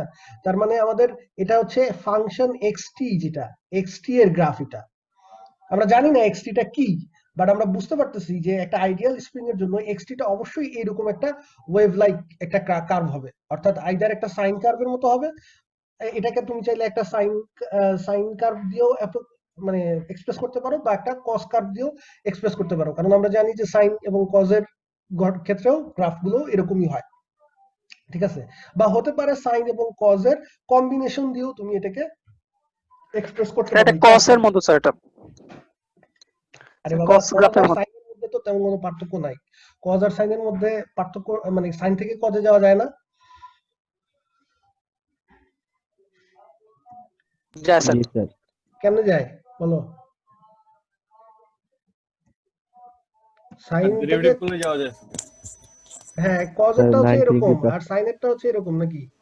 জি স্যার। তো সাইন থেকে কজে মানে আসলে ডিফারেন্সটা কি? স্যার 10 এর ফেজটা, পার্থক্য 90 ডিগ্রি স্যার। হ্যাঁ এক্স্যাক্টলি 90 ডিগ্রি এদিক সেদিক শিফট করে দিলেই তাহলে তোমরা যেতে পারবা, ঠিক আছে? আচ্ছা, তাহলে ওটা তো জানোই। ওকে, তো আমরা শুধু সাইন বা শুধু কজ দিয়েও করতে পারবো, অথবা সাইন আর কজের কম্বিনেশন দিয়েও তুমি এই গ্রাফটাকে এক্সপ্রেস করতে পারবা, সাইন এবং কজের কম্বিনেশন যোগ বিয়োগ করে। আচ্ছা, ওটা আমরা দেখবো সামনে। তো নেক্সট, এখন যেটা বুঝলাম, আমরা কিন্তু এখনো সলিউশন করি নাই, ডিফারেনশিয়াল ইকুয়েশনের সলিউশন কি আসবে আমরা এখনো জানি না ম্যাথমেটিক্যালি, বাট আমরা আইডিয়া পাইলাম যে যাই আসুক, এটা যদি আমাদের কনসিস্টেন্ট কোনো সলিউশন হয়, তাহলে অবশ্যই সেটা সাইন এবং কজের কম্বিনেশন বা শুধু সাইন বা শুধু কজ হবে সলিউশনটা, এক্স অফ টি এর যে ফর্মুলাটা, ঠিক আছে? তো এখন আমরা দেখি যে আসলে এক্স অফ টি এর ফর্মুলাটা ওরকম কিছু আসে কিনা। এখানে ব্যাপারটা হচ্ছে যে আমাদেরকে মানে আগে থেকে একটা আইডিয়া তো রাখতে হবে, কারণ তুমি যদি আগে থেকে না জানো যে কম্পিউটার তোমাকে কি আউটপুট দিবে, তাহলে কম্পিউটার তো ভুল দিলেও তুমি ধরতে পারবে না। তো এইখানেও ব্যাপারটা অনেকটা সেরকম, যে তুমি অঙ্ক করার আগে থেকেই তোমার একটা ইনটিউশন থাকতে হবে যে আমার রেজাল্টটা এরকম আসা উচিত, তারপরে না তুমি বুঝতে পারবে যে আসলে ঠিক হয়েছে না ভুল হয়েছে। আচ্ছা, ওকে। তো এখন ওই যে প্রথম যে আমাদের 1 নম্বর যে ইকুয়েশনটা ছিল সেটা ছিল হচ্ছে m দিয়ে d2x, তার মানে আমি x ডাবল প্রাইম লিখে দিলাম, মাইনাস কি ছিল kx মাইনাস ছিল নাকি প্লাস ছিল, সরি প্লাস ছিল বোধহয়, হ্যাঁ প্লাসই ছিল, plus kx is equal to 0, এটা ছিল না? তো এখন এইটাকে এইভাবে লিখছে, এটা এইভাবে লিখছে কিভাবে বলতো? জাস্ট হচ্ছে m দিয়ে তুমি যদি ভাগ করে দাও তাহলে কি হবে, x double prime plus k by m x সমান সমান 0, এভাবে লেখা যায়। আর এই k বাই m যে টার্মটা আছে সেটাকে ওরা k বাই m এর জায়গায় লিখে দিছে ওমেগা স্কয়ার, ঠিক আছে? এই যে দেখো ওমেগা স্কয়ার সমান সমান k বাই m ধরে এখানে ওমেগা স্কয়ার লিখে দিছে। এটা কারণ হচ্ছে জাস্ট এই ওমেগা স্কয়ার লিখলে আমাদের ক্যালকুলেশন করতে মানে জিনিসগুলো খুব সহজ হয়, নাহলে এই যে root over k by m আসে, যে জিনিসটা মানে স্কয়ার রুট দেখতে খুব বিরক্তিকর এবং বুঝতেও সমস্যা, এবং ওমেগার আরো আরো কিছু সিগনিফিকেন্স আছে, তো সেটা পরে আসতেছে। তো এই কারণে হচ্ছে কে বাই এমটাকে আমরা ওমেগা স্কোয়ার দিয়ে রিপ্লেস করলাম। ওমেগা স্কোয়ার দিয়ে রিপ্লেস করার কারণে যেটা হবে, আমাদের ক্যালকুলেশনেও সুবিধা হবে। আর এখানে ওমেগা স্কোয়ার বলতে পারো যে স্যার ওমেগা স্কোয়ার তো সবসময় একটা পজিটিভ পজিটিভ নাম্বার হবে, ওমেগার ভ্যালু যাই হোক না কেন, যদি সেটা রিয়েল নাম্বার হয়, ঠিক আছে? কমপ্লেক্স যদি না হয়, সেক্ষেত্রে ওমেগাটা স্কোয়ার যেটা সেটা অবশ্যই একটা পজিটিভ নাম্বার হবে। তো তাতে কোনো সমস্যা নাই, আমাদের কে বাই এম যেটা সেটাও তো পজিটিভ একটা নাম্বারই, কারণ কে হচ্ছে স্প্রিং কনস্ট্যান্ট, সেটা অলওয়েজ পজিটিভ, আর হচ্ছে এম যেটা ম্যাস সেটাও পজিটিভ, তাহলে কে বাই এম হচ্ছে একটা পজিটিভ নাম্বার, সুতরাং ওমেগা স্কোয়ার ধরাতে কোনো অসুবিধা নাই। আচ্ছা, এখন তুমি যদি এটাকে সলভ করো, আমরা এটাকে সলভ করতে গেলে কি হবে বলো? এটা কি, এটা একটা সেকেন্ড, সরি, এটা একটা আমাদের তাহলে আলটিমেটলি আসলো x double prime plus omega square x is equal to 0। এটা একটা সেকেন্ড অর্ডারের হোমোজেনাস ইকুয়েশন, তাই না? তাহলে second order homogeneous equation solve করতে হলে কি করতে হবে? অক্সিলারি ইকুয়েশন লিখতে হবে। অক্সিলারি ইকুয়েশন কি আসে বলো? Anyone? m square plus m² omega square হ্যাঁ, equal m square plus omega square is equal to 0, that means m square সমান সমান মাইনাস ওমেগা স্কোয়ার। তাহলে এম সমান সমান কি হবে বলো? Plus minus i omega. Plus minus i omega. এই কারণেই এই যে ওমেগা স্কোয়ার ধরা হয়েছিল, বুঝতে পারছো? ওমেগা স্কোয়ার ধরাতে এখন তোমার ওই যে রুট ওভারটা আর স্কোয়ারটা কাটাকাটি চলে গিয়ে মানে মোটামুটি সুন্দর একটা জিনিস আসছে, প্লাস মাইনাস আই ওমেগা। আর যদি তুমি ওমেগা স্কোয়ার না ধরে যে স্যার আমি কে বাই এম রাখতে চাই, তাও রেখে দিতে পারো, কোনো অসুবিধা নাই। তাহলে সেক্ষেত্রে এখানে আসবে plus minus i root over k by m. এই পার্থক্য, আর কিছু না। তো রুট ওভার কে বাই এমটাকেই আমি ওমেগা যদি ধরে নেই, তাও তো সেই ওমেগা স্কোয়ার মানে কে বাই এমই হচ্ছে, বুঝে গেছে? Root over k by m এই জিনিসটাকে সিম্পলিফাই করার জন্য সেটাকে তুমি যদি ওমেগা ধরে নাও, তার মানে ওমেগা স্কোয়ার সমান সমান কে বাই এম, এই যে এটা। আচ্ছা, তো তাহলে m is equal to plus minus i omega আসলো, তাহলে আমাদের সলিউশনটা কি হবে? এই যে 2 নম্বরে যেটা দেয়া আছে, সরি 3 নম্বরে, এক্স অফ টি সমান সমান আমরা জানি যে কমপ্লেক্স যদি সলিউশন আসে, তাহলে সেই ক্ষেত্রে আমাদের এই সিস্টেম ছিল এরকম যে এক্স অফ টি সমান c1, আগে একটা কি ছিল ই টু দি পাওয়ার, মনে নাই, সবাই ভুলে গেছে। E to the power alpha t, আল- আলফা 0। হ্যাঁ, alpha a, alpha plus i beta যদি হয় তাহলে ই টু দি পাওয়ার আলফা টি, তারপরে c1 cos বিটা টি প্লাস c2 sin বিটা টি। এখানে যেহেতু আলফা 0, তাহলে ওই টার্মটা থাকবে না, তাহলে এই জন্য আসতেছে c1 cos omega t plus c2 sin omega টি। এইটা হচ্ছে তাহলে আমাদের জেনারেলাইজড সলিউশন, ঠিক আছে, যে কোনো একটা এই সিম্পল হারমোনিক মোশনের ক্ষেত্রে। এই ইকুয়েশন 2 যেটা, সেটাকে আমরা বলি যে এটা হচ্ছে সিম্পল হারমোনিক মোশন ডেসক্রাইব করে বা ফ্রি আনড্যাম্পড মোশন ডেসক্রাইব করে, একই কথা। কারণ এইটার ক্ষেত্রে আমরা এই মোশনটা চলতেই থাকবে সিম্পলি, এবং এই হারমোনিক ওয়েতে চলতেই থাকবে, এটা কখনো বন্ধ হবে না। তো এর সাথে আমাদের অনেক সময় ইনিশিয়াল কন্ডিশনস থাকতে পারে। এখানে আমি জাস্ট 2 নাম্বার ইকুয়েশন এবং তার সলিউশনটা দেখাইছি, এবং কিভাবে সলিউশনটা হয় সেটা তো দেখাইলাম। এখন এর সাথে যে এখানে যেটা লেখা আছে সেটা হচ্ছে যে ইনিশিয়াল কন্ডিশনস থাকতে পারে, যে তুমি শুরুতে বস্তুটাকে কোন জায়গা থেকে ছেড়ে দিছো, এটা হচ্ছে একটা কন্ডিশন থাকতে পারে, যে অর্থাৎ ইনিশিয়াল ডিসপ্লেসমেন্ট। এই যে দেখো x of 0 is equal two x not, এরকম একটা কন্ডিশন যদি দেয়া থাকে যে তুমি হচ্ছে ইকুইলিব্রিয়াম পজিশনের এই স্প্রিংটার ইকুইলিব্রিয়াম পজিশনের 1 মিটার নিচ থেকে ছেড়ে দিছো, তার মানে হচ্ছে আমাদের x zero T equals to 0 তে এটা কি ছিল 1, x zero is equal to plus 1। যদি হচ্ছে তুমি বস্তুটাকে ইকুইলিব্রিয়াম পজিশনের 1 মিটার উপর থেকে মানে সংকুচিত করে, সেটা কথা সংকুচিত করে এখান থেকে ছেড়ে দিতা, তা এই 1 মিটার উপর থেকে, তাহলে এক্স অফ 0 কত হইতো বলো? -1। -1, এক্স্যাক্টলি। তখন এক্স অফ 0 হইতো -1 মিটার, যেহেতু তুমি 1 মিটার উপর থেকে ছাড়ছো, কারণ উপরের ডিরেকশনটা হচ্ছে আমাদের নেগেটিভ ডিরেকশন আমরা বলছি, মানে স্প্রিং মাস সিস্টেমের ক্ষেত্রে। আচ্ছা, তাহলে এরকম একটা কন্ডিশন দেয়া থাকতে পারে যে ইনিশিয়ালি বস্তুটা কোথা থেকে ছাড়া হয়েছে, সেটা হচ্ছে ইনিশিয়াল ডিসপ্লেসমেন্ট এক্সপ্রেস করে এক্স অফ 0 এর ভ্যালুটা। আরেকটা হচ্ছে x prime 0 equal to x1 দেওয়া আছে, দেখো এরকম একটা কন্ডিশনও দেয়া থাকতে পারে যে সেটার ইনিশিয়াল ভেলোসিটি, অর্থাৎ প্রথম একেবারে শুরুতে সেটা যখন তুমি ছেড়ে দিছো তখন সেটার ভেলোসিটি কত ছিল। একটা হচ্ছে যে তুমি জাস্ট ওটাকে 1 মিটার টেনে তুমি কোনো ফোর্স না দিয়ে তুমি জাস্ট সিম্পলি ছেড়ে দিতে পারো, তাহলে সেই ক্ষেত্রে এক্স প্রাইম 0 যেটা, সেটা কি হবে, যে তার শুরুতে ছাড়ার সময় কোনো ভেলোসিটি ছিল না, তাহলে এক্স প্রাইম 0 হচ্ছে 0। এক্স প্রাইমটাই তো আমাদের ফার্স্ট ডেরিভেটিভ অফ এক্স তো হচ্ছে ভেলোসিটি, তাই না? আর সেটা টি ইকুয়ালস টু 0 তে সেটার ভেলোসিটি 0 ছিল। এখন যদি এরকম হয় যে না, তুমি ওটাকে ছাড়ার সময় তুমি নিজে একটা পুশ করে ছাড়ছো, বুঝা গেছে ব্যাপারটা, একটু পুশ করে দেন ছেড়ে দিছো, তাহলে কিন্তু এক্স প্রাইম 0টা তখন কিন্তু আর 0 থাকবে না, তখন কোন একটা নাম্বার হবে পজিটিভ কোয়ান্টিটি। যদি পজিটিভ কোয়ান্টিটি হবে যদি এই ভেলোসিটিটা কি নিচের দিকে হয়, নেগেটিভ কোয়ান্টিটি হবে ভেলোসিটিটা যদি উপর দিকে হয়, বুঝা গেছে? তার মানে এক্স প্রাইম 0 যেটা, সেটা আমার পজিটিভ নেগেটিভ থাকতে পারে। আচ্ছা, যেমন এই যে এখানে একটা এক্সাম্পল দেওয়া আছে, যদি ধরো x zero is equal two greater than 0 কোনো একটা কোয়ান্টিটি দেওয়া থাকে, আর এক্স প্রাইম 0 লেস দ্যান 0 কোনো একটা ধরো দেওয়া আছে -1, আর ওইটা দেওয়া আছে ধরো +1, তাহলে এখানে দেখো যে the mass starts from a point below the equilibrium position. বিলোটাকে বোল্ড করা হয়েছে, কারণ হচ্ছে তোমার দেওয়া আছে যে এক্স অফ 0 এটা হচ্ছে পজিটিভ একটা number, positive number x of 0 positive হওয়া মানে হচ্ছে সেটা ইকুইলিব্রিয়াম পজিশনের নিচে আছে, নিচে কোথাও আছে। এই কারণেই বলছে যে the mass starts from a point below the equilibrium position with an imparted upward velocity. Upward velocity কেন বললো?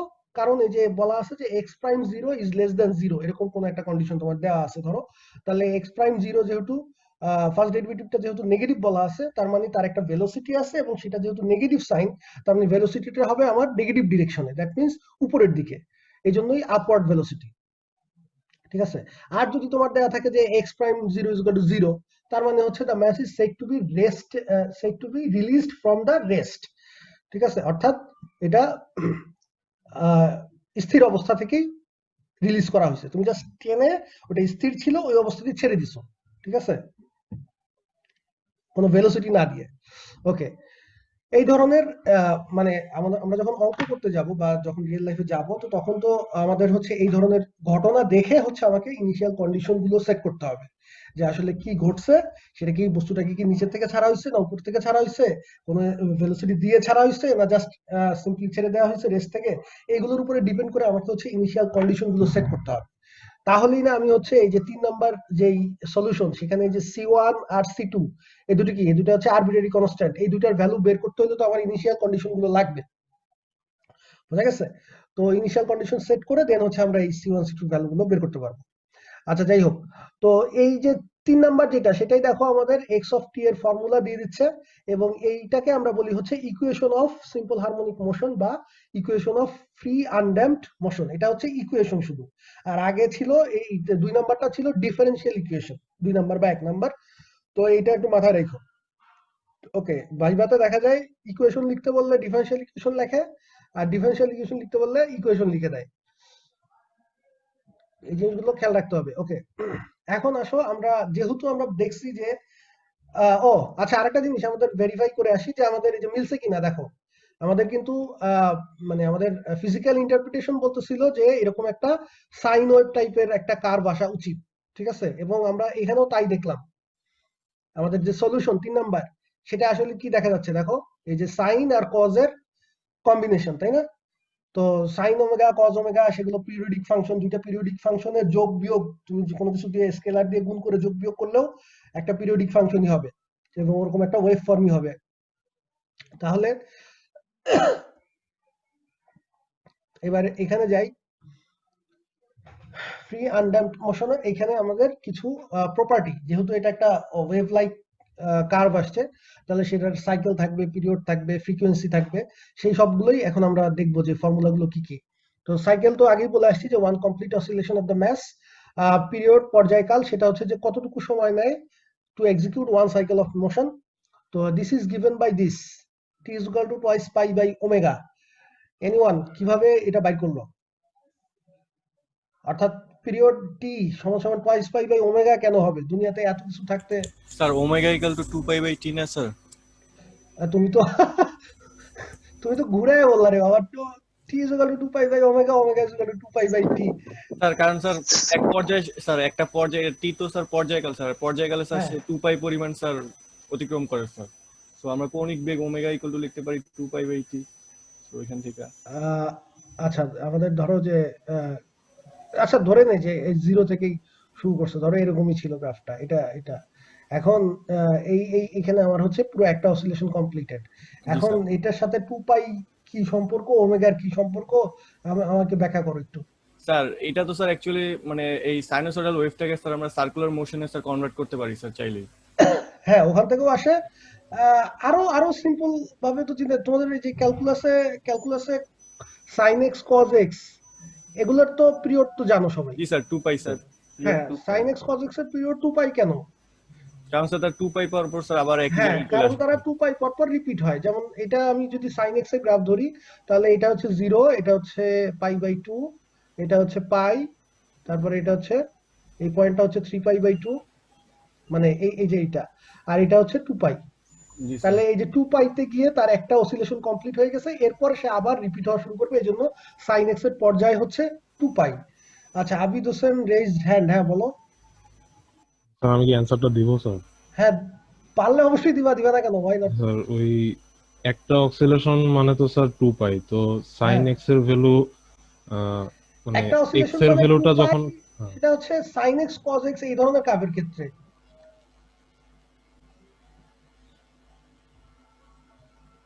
তুমি যদি সাইন 2x বলো, জি সাইন স্যার 2x এর ক্ষেত্রে কি এক অসিলেশনে কি টু পাই যাবে? না স্যার, তখন 2x এর ভ্যালুটা তখন স্যার 2 পাই হইতে হবে, এর মানে হলো x এক্স্যাক্টলি, সমান হ্যাঁ সমান হ্যাঁ, পাই হইতে হবে। এক্স্যাক্টলি, হ্যাঁ, ঠিক আছে। আমি ওইটাই বলতেছিলাম যে সাইন এক্স এর ক্ষেত্রে যেহেতু সে এক অসিলেশনে টু পাই পরিমাণ যায়, এই কারণে আমরা বলি যে সাইন এক্স এর ক্ষেত্রে হচ্ছে টু পাই হচ্ছে তার পর্যায়কাল, এক অসিলেশন, ঠিক আছে। তো এখন যদি আমাদের সাইন, তোমরা ওই যে সাইন ওমেগা এক্সও আমার ধারণা হাওয়ার্ড এন্টনের ক্যালকুলাস বইয়ের শুরুর দিকেই ট্রাইগোনোমেট্রিক ফাংশন যে চ্যাপ্টারটা আছে শুরুর দিকে, সেখানে এই জিনিসগুলো ব্যাখ্যা করা আছে যে যদি ওমেগা হয় তাহলে সেক্ষেত্রে তোমার হচ্ছে যেহেতু সাইন অরিজিনাল সাইন এক্স এর পিরিয়ড যদি টু পাই, সেটাকে জাস্ট ওই যদি কোনো এক্স কে যদি তুমি কোনো কিছুকে গুণ করো কে এক্স বা ওমেগা এক্স, তাহলে সেটা ওমেগা দিয়ে ভাগ করতে হবে, কারণ তখন আসলে তাড়াতাড়ি অসিলেশন গুলো হবে, ঠিক আছে। তো আরেকটা হচ্ছে যে amplitude, sine x cos x এর মানে অ্যামপ্লিটিউড কত, সাইন এক্স বা কজ এক্স এর? Sir -1 to +1। হ্যাঁ, মানে দ্যাট মিনস অ্যামপ্লিটিউড হচ্ছে 1, ঠিক আছে। সর্বোচ্চ কি পরিমাণ ডিস্টেন্স ইকুইলিব্রিয়াম পজিশন থেকে সে হচ্ছে কভার করে। তো তাহলে সাইন এক্স কজ এক্স এর ক্ষেত্রে হচ্ছে 1, তোমার ওমেগা এক্স হলেও সমস্যা নাই, সাইন ওমেগা এক্স বলো কজ ওমেগা এক্স বলো, এগুলোর অ্যামপ্লিটিউড হচ্ছে 1। আর আমি যদি এখানে একটা এ দেই, এ সাইন ওমেগা এক্স, তাহলে সেই ক্ষেত্রে অ্যামপ্লিটিউড কত হবে? এ হ্যাঁ, এক্স্যাক্টলি, তখন অ্যামপ্লিটিউডটা হয়ে যাবে এ। তাহলে এখানে এই টাইপের জিনিসগুলো এখানে ব্যাখ্যা করা আছে, হাওয়ার্ড এন্টনের বইটা খুললেই পাবা যে সাইন এক্স কজ এক্স প্রথমে ব্যাখ্যা করছে, দেন হচ্ছে সাইন কে এক্স বা সাইন ওমেগা এক্স থাকলে পিরিয়ডটা হয়ে যাবে হচ্ছে টুয়াইস পাই বাই ওমেগা। আর এ সাইন ওমেগা এক্স এই টাইপের যদি থাকে তখন পিরিয়ড সেমই থাকবে, পিরিয়ড টু পাই বাই ওমেগাই থাকবে, বাট অ্যামপ্লিটিউডটা চেঞ্জ হয়ে এ হয়ে যাবে। আর শুধু সাইন এক্স কজ এক্স এর অ্যামপ্লিটিউড হচ্ছে 1 এবং তাদের পিরিয়ড হচ্ছে টুয়াইস পাই, ওইটার সাথে কম্পেয়ার করে করে সুন্দরভাবে বোঝানো হয়েছে। তো ওইখান থেকে জিনিসগুলো আসতেছে, যেহেতু এখানে এবং এটাও ওখানে এটাও বলা হয়েছে তুমি হচ্ছে যদি দুইটা একই পর্যায়ের দুইটা ফাংশনকে, একই পিরিয়ডের দুইটা ফাংশনকে যদি হচ্ছে অ্যাড করো স্কেলার মাল্টিপল দিয়ে, এই যে এখানে যেটা হচ্ছে আর কি, এখানে আমাদের কই গেল, এক সেকেন্ড, হ্যাঁ এই 3 নাম্বার যে বক্সটা আছে সেখানে আসলে এই যে কজ ওমেগা টি যে পার্টটা, কজ ওমেগা টি পার্টের পিরিয়ড কত, 2 পাই বাই ওমেগা। তারপরে সাইন ওমেগা টি যে পার্টটা সেটার পিরিয়ডও হচ্ছে 2 পাই বাই ওমেগা, এবং এটাও ওখানে ব্যাখ্যা করা আছে অ্যান্টনের বইতে যে যদি তুমি দুইটা সেম পর্যায়ের দুইটা ফাংশনকে যদি স্কেলার মাল্টিপ্লিকেশন করে অর্থাৎ লিনিয়ার কম্বিনেশন করো, তাতে তাদের পিরিয়ড চেঞ্জ হবে না, পিরিয়ড 2 পাই বাই ওমেগা যেটা দুইজনেরই সেম পিরিয়ড যেটা সেটাই থাকবে, ঠিক আছে, ওই নতুন ফাংশনে। তার মানে আমাদের এই যে যেই এক্স অফ টি যেটা কার্ভ 3 নাম্বার যে ইকুয়েশন, সেই কার্ভটার ক্ষেত্রেও পিরিয়ডটা 2 পাই বাই ওমেগাই থাকবে, ওকে। তো এই জন্যই এখানে আমরা এই যে এটা লিখছি টি সমান 2 পাই বাই ওমেগা, আর ওমেগার ভ্যালু আমরা জানি √k/m। আচ্ছা, এরপরে এই জিনিসটাকে আমি যদি এভাবে চিন্তা করি যে what is the length of the time interval between two successive maxima or minima of xt, তো এই একই কথা, এটা আসলে পিরিয়ড কি সেটাই জানতে চাচ্ছে। তারপরে ফ্রিকোয়েন্সি, এটা তাহলে তোমরা জানোই 1/t, এটা ব্যাখ্যা করলাম না। এরপরে এই ওমেগা যেটা, এই ওমেগাটা আসলে খুব মানে সব জায়গাতেই সে অ্যাপিয়ার হয় বিভিন্ন জায়গাতেই। এটাকে স্পেশাল একটা নাম দিচ্ছে, এটা আসলে ওই যে সার্কুলার মোশনের সাথে যখন তুমি এই জিনিসটাকে মানে করবা, এই সাইনুসয়েডাল থেকে সার্কুলার ওয়েভের সাথে একত্রিত করবা বা হচ্ছে রিলেশন করবা, তখন এই জিনিসটা ভালো বোঝা যায়। তো আমাদের ওই দিকে তো আসলে যাওয়ার দরকার নাই, জাস্ট আমরা মনে রাখো যে সার্কুলার ফ্রিকোয়েন্সি বা অ্যাঙ্গুলার ফ্রিকোয়েন্সি, সেটা ওই ওমেগাটাকেই আমরা সার্কুলার ফ্রিকোয়েন্সি বা অ্যাঙ্গুলার ফ্রিকোয়েন্সি বলি, এবং এই স্প্রিং মাসের ক্ষেত্রে ওমেগার ভ্যালু হচ্ছে √k/m, যেটা আমরা অলরেডি ডিফাইন করে আসছি। আর অ্যামপ্লিটিউড তো আমরা যা বলছি যে ম্যাক্সিমাম ডিসপ্লেসমেন্ট, এবং এটাকে আমরা এ দিয়ে লিখি। এখন প্রশ্ন হচ্ছে যে এ বের করার ফর্মুলা কি, ঠিক আছে, এই অ্যামপ্লিটিউড বের করার ফর্মুলা কি। এখানে কিন্তু দেখো 3 নাম্বার যে এক্স অফ টিটা হচ্ছে একটা সাইন ফাংশন একটা কোসাইন ফাংশন, এই দুইজনের লিনিয়ার কম্বিনেশন, তাই না, c1 c2 দুইটা কনস্ট্যান্ট ভ্যালু, এই দুইটা দিয়ে গুণ করে দেন হচ্ছে তাদেরকে যোগ করা হয়েছে। তো যদি আমাদের শুধু মানে ধরো c1 cos ওমেগা টি থাকতো, তাহলে আমরা ইজিলি বলে দিতে পারতাম, ধরো এই পার্টটা যদি না থাকতো তাহলে আমরা বলে দিতে পারতাম যে এক্স অফ টি এর অ্যামপ্লিটিউড হচ্ছে কি c1, তাই না। বা যদি এই টার্মটা না থাকতো, শুধু এটা থাকতো c2 sin ওমেগা টি, তাহলেও বলে দেওয়া যাইতো যে এটার অ্যামপ্লিটিউড হচ্ছে c2, যেহেতু সাইনের অ্যামপ্লিটিউড হচ্ছে 1 তাহলে C2 দিয়ে গুণ করলে C2 পর্যন্ত যাবে। তো কিন্তু এখানে তো দুইটা কম্বিনেশন আছে, তাহলে এইখান থেকে এই 3 নাম্বারের ক্ষেত্রে তাহলে অ্যামপ্লিটিউডটা বের করার ফর্মুলাটা কি হবে? তো এটাও অনেকেরই হয়তো জানা আছে। তো এটা করার জন্য আমরা যে জিনিসটা করি সেটা হচ্ছে যে এই কম্বিনেশন থেকে 3 নাম্বার যে ইকুয়েশনটা আছে সেই কম্বিনেশন থেকে এটাকে আমরা আইদার শুধু সাইন ফাংশনে নিয়ে যাই অথবা শুধু কোসাইন ফাংশনে নিয়ে যাই। আমি তোমাদেরকে আগেই বলছি যে তুমি এই কম্বিনেশনটাকে শুধু চাইলে কস দিয়েও অ্যাপ্রক্সিমেট করতে পারো, অ্যাপ্রক্সিমেট বলতে এক্সপ্রেস করতে পারো, কোনো অসুবিধা নাই। তো যেহেতু সবগুলোই আসলে ঢেউ, কিছুই না, জাস্ট দশাগুলো চেঞ্জ হচ্ছে আর কিছু না, ওই অ্যাঙ্গেলটা। তো এখন 3 নাম্বার যে এক্সপ্রেশনটা আছে সেটা যেহেতু সাইন আর কজের কম্বিনেশন আকারে আছে, এটাকে তুমি যদি জাস্ট এরকম একটা এ কজ ওমেগা টি বা সামথিং এ কস সামথিং এই ফর্মে নিয়ে যেতে পারো, তাহলেও আমরা অ্যামপ্লিটিউডটা খুব ইজিলি, এই যে এ যেটা হবে সেটাই অ্যামপ্লিটিউড, বা হচ্ছে এ সাইন সামথিং এই ফর্মে যদি নিয়ে যাই, অর্থাৎ শুধু সাইন বা শুধু কস থাকবে, তাহলে সেই ক্ষেত্রে ওই সাইন বা কজের আগে যেই সংখ্যাটা থাকবে সেটাই হবে হচ্ছে অ্যামপ্লিটিউড। তো সেটা কিভাবে যাওয়া যায় সেটা আমরা দেখবো, তার আগে একটা অঙ্ক করি, অঙ্ক করলেই শেষ নাকি? আচ্ছা, আজকে অঙ্ক, এরপরে আরেকটা আজকে কি যাবো আর তোমরা বলো, এই দুইটা স্লাইড কি শেষ করবো নাকি নেক্সট দিন? স্যার শেষ করে দেন স্যার, শেষ করে দেন। আচ্ছা আচ্ছা ঠিক আছে, ওকে। যেহেতু আমাদের সিলেবাস বাকি আছে, একটু যদি কারো কাজ থাকে সে চলে যেতে পারো, ইমার্জেন্সি কাজ থাকলে, বাট বাকিরা একটু দেখো। আচ্ছা, এখানে যে অঙ্কটা দেয়া আছে এটা অ্যাকচুয়ালি জিলের বইয়েরই একটা অঙ্ক। আমি অঙ্কটা দেখানোর উদ্দেশ্য হচ্ছে যে তোমাদের কিছু ভুল হয় পরীক্ষায় অঙ্ক করতে গেলে, সেই ভুলগুলো বলে দেওয়ার জন্য। প্রথম কথা হচ্ছে যে আমাদের যে কোনো একটা পার্টিকুলার সিস্টেম অফ ইউনিট ব্যবহার করতে হবে, অর্থাৎ যদি হচ্ছে এফপিএস সিস্টেমে থাকে তাহলে ফুট পাউন্ড সেকেন্ড, ঠিক আছে। যদি এমকেএস বা এসআই পদ্ধতিতে থাকে তাহলে সেই ইউনিটগুলো ব্যবহার করতে হবে, ডিস্টেন্স, সময়, সেগুলোর ক্ষেত্রে, সবকিছুর ক্ষেত্রে একটা সার্টেন একটা ইয়াতে যেতে হবে। তো এখানে বলা আছে যে একটা মাস ওয়েইং 2 পাউন্ডস, এখানে হচ্ছে এফপিএস সিস্টেমে করছে আর কি। ওয়েইং মানে তো ওজন, ওজন যেহেতু পাউন্ডে প্রকাশ করছে তার মানে হচ্ছে ফুট পাউন্ড সেকেন্ডে আছে, ঠিক আছে, ফুট পাউন্ড সেকেন্ডে আছে। তো 2 পাউন্ড ওজনের একটা বস্তু ঝুলাই দেওয়ার কারণে সেটা কি হয়েছে, স্প্রিংটাকে 6 ইঞ্চি পরিমাণ সে স্ট্রেচ করছে। তো এখন এরপরে বলা হয়েছে টি ইকুয়ালস টু 0 তে এই বস্তুটাকে রিলিজ করা হয়েছে 8 ইঞ্চি নিচ থেকে, below the equilibrium position, equilibrium পজিশনেরও 8 ইঞ্চি নিচ থেকে সেটাকে রিলিজ করে দেওয়া হয়েছে with an upward velocity of 4/3 feet per second, ঠিক আছে। Determine the equation of the motion, velocity of the mass, তারপরে পিরিয়ড, ফ্রিকোয়েন্সি, সবকিছুই বের করতে বলছে। এখন এই ধরনের অঙ্কের ক্ষেত্রে তুমি আগে চিন্তা করো যে আমাদের এখানে যেহেতু ফ্রি আনড্যাম্পড মোশন, তোমার হচ্ছে এখানে কিছু এক্সটার্নাল ফোর্সের কথাও বলে নাই, তারপরে বা কোনো রেজিস্টিং ফোর্সের কথাও বলে নাই, সুতরাং আমরা ধরতে পারি যে এটা হচ্ছে একটা ফ্রি আনড্যাম্পড মোশন। তো ফ্রি আনড্যাম্পড মোশনের ক্ষেত্রে আমাদের অরিজিনাল ডিফারেনশিয়াল ইকুয়েশনটা একটু মনে করার চেষ্টা করি, সেটা কি ছিল যে m x double prime minus plus k x is equal to 0, তাই তো, এরকম ছিল। তার মানে আমাদের এম লাগবে, এক্স তো আমরা বের করবো, এক্স তো আননোন, আর কে লাগবে, কেটা, সরি ইন্টারনেট কানেকশনে একটু সমস্যা করতেছিল। আচ্ছা, তো আমি যেটা বলতেছিলাম যে আমাদের অরিজিনাল যে সিম্পল হারমোনিক মোশনের যে ডিফারেনশিয়াল ইকুয়েশনটা ছিল সেটা হলো দিস ওয়ান, ওকে। তো এটার জন্য আমাদের এম জানা লাগবে এবং কে জানা লাগবে। এখন এমটা হচ্ছে আমাদের অলরেডি দেয়া আছে, এমটা কি দেয়া আছে? না, এমটা দেয়া নাই, বাট আমাদের বস্তুটার ওজন দেয়া আছে, দেখো 2 পাউন্ড সেটার ওজন, সেটা কিন্তু বলে দেয়া আছে।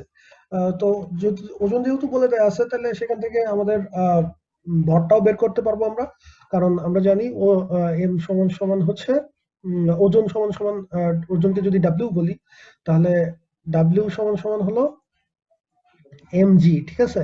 তো তার মানে এম সমান সমান হচ্ছে ডাব্লিউ বাই জি। তো এখানে কিন্তু আমাদের ওজনটা দেয়া আছে, ওজন দেয়া আছে কত, 2 পাউন্ড, ঠিক আছে। তো তাহলে আমরা এটাকে 2 পাউন্ড লিখলাম। এখন জি কত লিখবো, জি কি 9.8 লিখবো? 9.8 লিখলে কিন্তু হবে না, ঠিক আছে, কাটা। কারণ 9.8 হচ্ছে কিসে, জি এর ভ্যালু যে 9.8 সেটা হচ্ছে কিসে আছে, জি সমান সমান 9.8 মিটার পার সেকেন্ড, ঠিক আছে। বাট আমরা কিন্তু এখানে ইউজ করতেছি ফুট পাউন্ড সেকেন্ড যে সিস্টেমটা, ঠিক আছে, British system foot pound second. তো ফুট পাউন্ড সেকেন্ড সিস্টেমে মাস যেটা এম, সেটার বের করতে গেলে জি এর ভ্যালুটা আমাকে ওই ফুট পাউন্ড সেকেন্ড সিস্টেমে, তার মানে ফুট ফুট এখানে মিটার পার সেকেন্ডে না হয়ে ফুট পার সেকেন্ডে লাগবে বা ফিট পার সেকেন্ডে। তো জি এর ভ্যালু ফিটে যদি তোমরা জানো যে যদি হচ্ছে এটাকে ফিটে কনভার্ট করো তাহলে আসে 32 ফিট পার সেকেন্ড, ঠিক আছে। আচ্ছা আমি বোধহয় একটু ভুল লিখছি, মিটার পার সেকেন্ড স্কোয়ার, জি হচ্ছে মিটার পার সেকেন্ড স্কোয়ার। তো নাকি তাই তো হওয়ার কথা। হ্যাঁ, জি যেহেতু অ্যাক্সিলারেশন, তাহলে হ্যাঁ ঠিকই আছে, মিটার পার সেকেন্ড স্কোয়ার, এখানে হচ্ছে ফিট পার সেকেন্ড স্কোয়ার। ওকে, তো তাহলে জি হচ্ছে 32, তাহলে এখানে আমাদের কি বসাতে হবে, 32 বসাতে হবে। আর এই বসালে তাহলে আলটিমেটলি কত আসবে, 1 বাই, কাটাকাটি করলে 1/16। এখন কথা হচ্ছে এই এম এর ইউনিট কত এফপিএস সিস্টেমে। এফপিএস সিস্টেমে ভরের একক হচ্ছে, ইউনিট হচ্ছে স্লাগ। এটা তোমরা যারা জানো তো জানো, যারা জানো না তারা এখন জানলা যে এফপিএস সিস্টেমে ভরের এককটাকে আমরা বলি হচ্ছে স্লাগ। এখানে আরেকটা জিনিস কনফিউজিং আছে যে ভরের একক আরেকটা আছে পাউন্ড। দেখো পাউন্ড আসলে একটু কনফিউজিং, পাউন্ড দুইটা আছে, পাউন্ড যেটাকে আমরা লিখি হচ্ছে POUND পাউন্ড, এটাকে এলবি দিয়ে এক্সপ্রেস করা হয় ইন শর্ট, ঠিক আছে, এলবি মানে হচ্ছে পাউন্ড।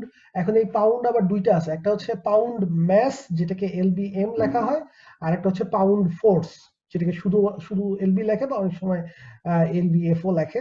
তো সাধারণত শুধু পাউন্ড বললে সাধারণত ওই ফোর্সের পাউন্ডটাই বোঝায়।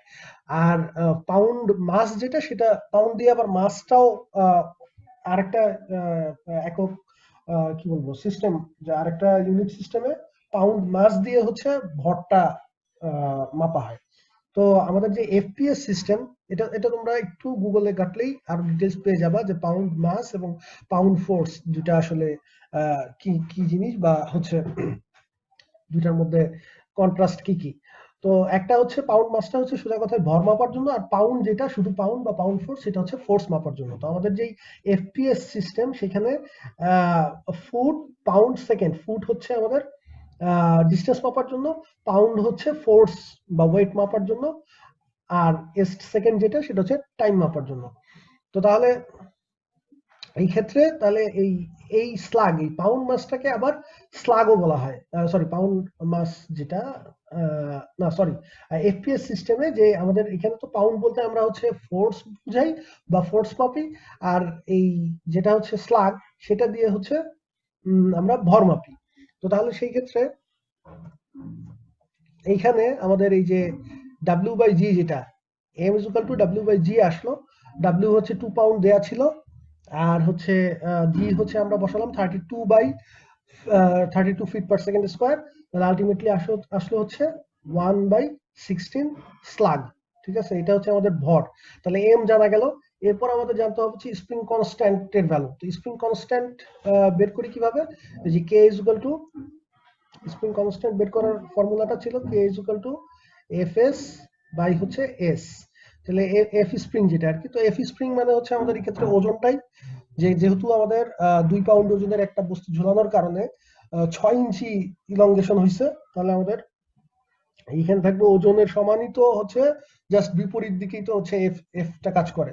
তাহলে এখানে হচ্ছে 2, আর এস এর ভ্যালু কত, এস হচ্ছে কত 6 ইঞ্চি, তাই না, 6 ইঞ্চ। তাহলে আমরা তো কাজ করতেছি হচ্ছে এফপিএস এ, তার মানে ইঞ্চ থেকে আমাদের যেতে হবে কিসে, ফিটে। তাহলে ফিটে গেলে 6 ইঞ্চিতে কয় ফিট, 6 ইঞ্চিতে হচ্ছে হাফ ফুট, তাই না, হাফ ফুট বা 1/2। তাহলে এখানে কত হবে, এস সমান হবে হচ্ছে 1/2। তাহলে আলটিমেটলি এটা কত আসলো, K=, তাহলে এখানে ক্যালকুলেশন করলে 4, তার মানে কে এর ভ্যালু আসলো হচ্ছে 4। এককটা কি হবে বলো, একক এখানে হচ্ছে একক হচ্ছে পাউন্ড, আর এখানে একক হচ্ছে ফিট, তার মানে 4 পাউন্ড বাই ফিট, এটা হচ্ছে কে এর ভ্যালু, 4 পাউন্ড পার ফিট। তো কে জানলাম এবং এম জানলাম, তাহলে এই এম আর কে জানলে তখন আমি এই ইকুয়েশনটা তাহলে এখন ইজিলি লিখতে পারবো, বা আমি যদি ওমেগা স্টাইলে লিখতে চাই তাও লিখতে পারবো, কারণ কে জানা মানে আমার কি ওমেগা, এবং ওমেগা কে এবং এম জানা মানে হচ্ছে ওমেগা। আমি তাহলে এখন হিসাব করতে পারবো যে ওমেগা সমান সমান ওমেগা স্কোয়ার সমান সমান হচ্ছে K/ এম, তাহলে কে বাই এম এর ভ্যালু কত আসে দেখি।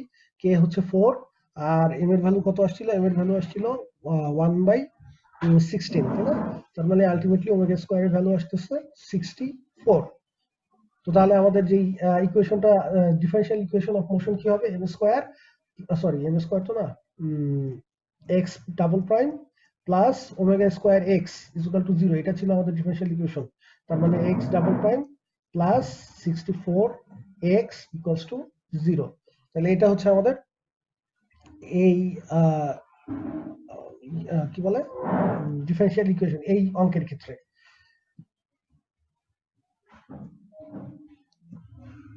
ওকে, তাহলে ডিফারেনশিয়াল ইকুয়েশনটা আমরা লিখতে পারলাম। এখন আমাদের যেটা করতে হবে সেটা হচ্ছে যে এই ডিফারেনশিয়াল ইকুয়েশনের জন্য ইনিশিয়াল কন্ডিশন গুলো অ্যাপ্লাই করতে হবে। ইনিশিয়াল কন্ডিশন গুলো আমাদের অঙ্কের মধ্যে বলা আছে, আমরা অঙ্ক থেকে ইনিশিয়াল কন্ডিশন গুলো তৈরি করব। দেখো বলা আছে যে ম্যাচটাকে রিলিজ করা হয়েছে কোথা থেকে, এক সেকেন্ড আমি একটু ক্লিয়ার করে নিই।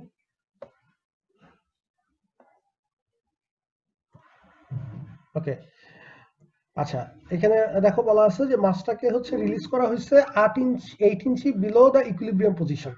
তার মানে আমাদের x0 কত, যেহেতু এটা বিলো দ্য ইকুইলিব্রিয়াম পজিশন তার মানে পজিটিভ একটা নাম্বার হবে এবং 8 ইঞ্চ। তো আমরা এখানে আবার বলতেছি যে ইঞ্চিতে কাজ করা যাবে না, আমাদের কাজ করতে হবে হচ্ছে ফিটে। তাহলে ইঞ্চি থেকে ফিটে যাইতে হলে তাহলে 12 দিয়ে ভাগ করতে হবে, কারণ 12 ইঞ্চিতে 1 ফুট, তাহলে 8/12 ফুট। তার মানে হচ্ছে কত আলটিমেটলি কাটাকাটি করলে এটা হচ্ছে 2/3। এখানে আমরা ইউনিটটা লিখি না, x(0) = 2/3, ঠিক আছে। একইভাবে আরো কি বলা আছে যে upward velocity 4/3 feet per second, upward velocity উপরের দিকে। তাহলে x'0 যেটা, এটা হচ্ছে এই যে বলাই আছে @t=0, তাহলে x'0 এটা কি হবে, আপওয়ার্ড ভেলোসিটি যেহেতু উপরের দিকে সুতরাং এটা নেগেটিভ সাইন হবে এবং উপরের দিকে 4/3 ফিট পার সেকেন্ড, এটা অলরেডি ফিট পার সেকেন্ডে দেয়া আছে। তো সুতরাং এটাকে আর আমাদের চেঞ্জ করার দরকার নাই, যেহেতু এফপিএস সিস্টেমে আমরা আছি। তাহলে x'0 হচ্ছে 4/3। তাহলে আলটিমেটলি আমাদের এই পুরো অঙ্কটার বা এই সিস্টেমটার ডিফারেনশিয়াল ইকুয়েশন তাহলে কি দাঁড়ালো, আমি একটু ক্লিয়ার করে লিখি।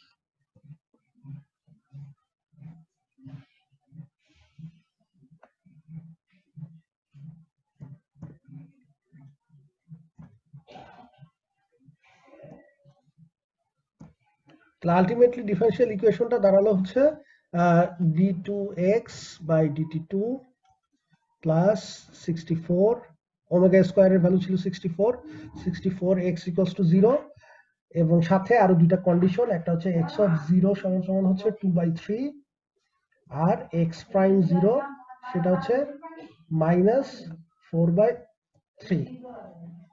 তাহলে এই হচ্ছে আমার এই যে অঙ্কটা আছে সেই অঙ্কের যে স্প্রিং ম্যাচ সিস্টেম সেইটার differential equation with the initial conditions. এখন তোমরা আগের মতো এটাকে সলভ করবা, এটাকে সলভ করে দেন হচ্ছে কি করতে হবে, এই ইনিশিয়াল কন্ডিশন গুলো অ্যাপ্লাই করতে হবে। তো সলিউশন প্রসেস তো আগের মতোই।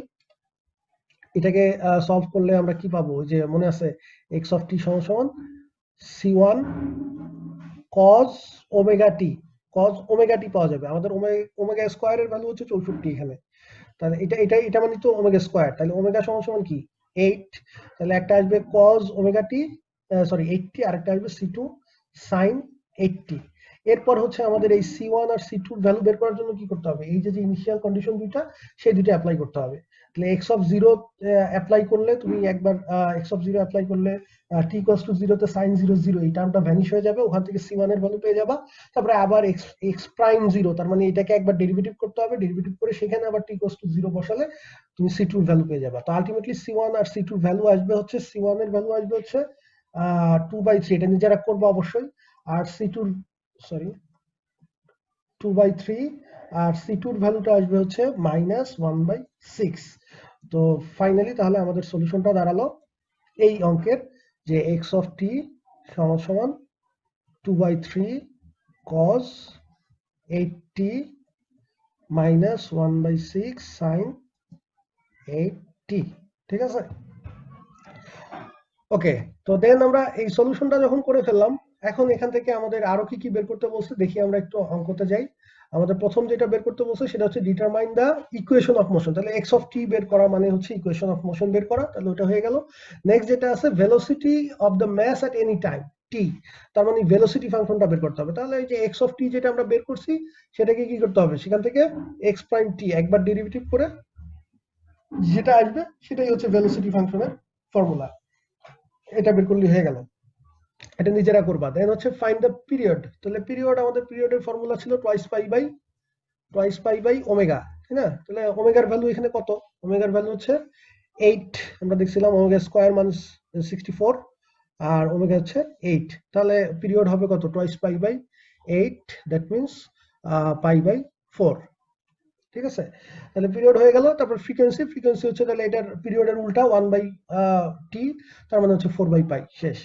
ওকে, তো এই যে এখানে এক্স অফ টিটা বের করা মানে সলিউশনটা দেয়া আছে। এরপরে তুমি হচ্ছে এটাকে এখানে দুইটা চিত্র দেখানো হয়েছে, আগের দুইটা চিত্রের মতোই, জাস্ট হচ্ছে এখানে ভ্যালুগুলো লিখে দেওয়া হয়েছে। দেখো যে এই যে স্প্রিং মাসটা তাহলে কিভাবে অসিলেট করবে সেই জিনিসগুলো, যে এক্স ইকুয়াল টু 0, এই যে দেখো এইখানে শুরু হয়েছে কোথা থেকে, এই জিনিসগুলো একটু খেয়াল করো। যে এই যে এই জায়গাতে শুরু যে এই 8 ইঞ্চি নিচ থেকে ছাড়া হয়েছিল, এই জন্য যে এক্স ইকুয়াল টু কত 2/3, এই যে আমরা বের করছিলাম যে এক্স অফ 0 ইকুয়াল টু 2/3 বের করছিলাম না, তো এই কারণেই এখানে এই যে এক্স সমান 2/3 লেখা হয়েছে। 2/3 পজিশন থেকে নিচের দিকে এখান থেকে ছাড়া হয়েছে। তো তারপরে সেটা একটু পরে উপরে গেছে, তারপরে আরো উপরে গেছে, তারপরে যাই হোক এরপর তো অসিলেট করছে। এই যে এখন যখন আমরা এটা গ্রাফ করব, গ্রাফের সময় যেহেতু পজিটিভ এটা নিচের দিক থেকে ছাড়া হয়েছে, তার মানে এই যে 0,2/3 এই পয়েন্ট থেকে শুরু হবে গ্রাফটা। কারণ এর টি ইকুয়ালস টু যখন 0 পয়েন্টে সেটা এক্স ইকুয়াল টু 2/3 তে আছে। ঠিক আছে, উপরের দিকে এক্স আর এদিকে তো হরাইজন্টাল দিকে হচ্ছে টি। তো এখান থেকে শুরু হবে, তারপরে তো ওই তার এই যে কার্ভ যেটা আছে ফর্মুলা এক্স অফ টি, সেটার জাস্ট গ্রাফ আর কিছু না। তো এখন এখানে একটা ব্যাপার দেখো, পিরিয়ড আমরা কত বের করছিলাম? π/4 বের করছিলাম। দেখো এই যে এখানেও এই যে ছবিতেও তাই দেয়া আছে, পিরিয়ড দেয়া আছে π/4। আর একটা ব্যাপার যেটা, এই যে এক্স ইকুয়াল টু দেখো √17/6 একটা কথা লেখা আছে, √17/6, এটা বলা হচ্ছে অ্যামপ্লিটিউড।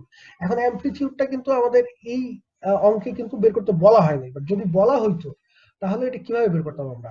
এই যে এখানে কিন্তু আসলে এই আমাদের যে অরিজিনাল যে কার্ভ, এই কার্ভ থেকে কিন্তু এটা কিন্তু মানে অ্যাপারেন্ট না, মানে এখান থেকে আমি দেখেই বলে দিতে পারবো না যে এটার অ্যামপ্লিটিউডটা হচ্ছে এত, মানে আমি যদি না জানি টেকনিকটা।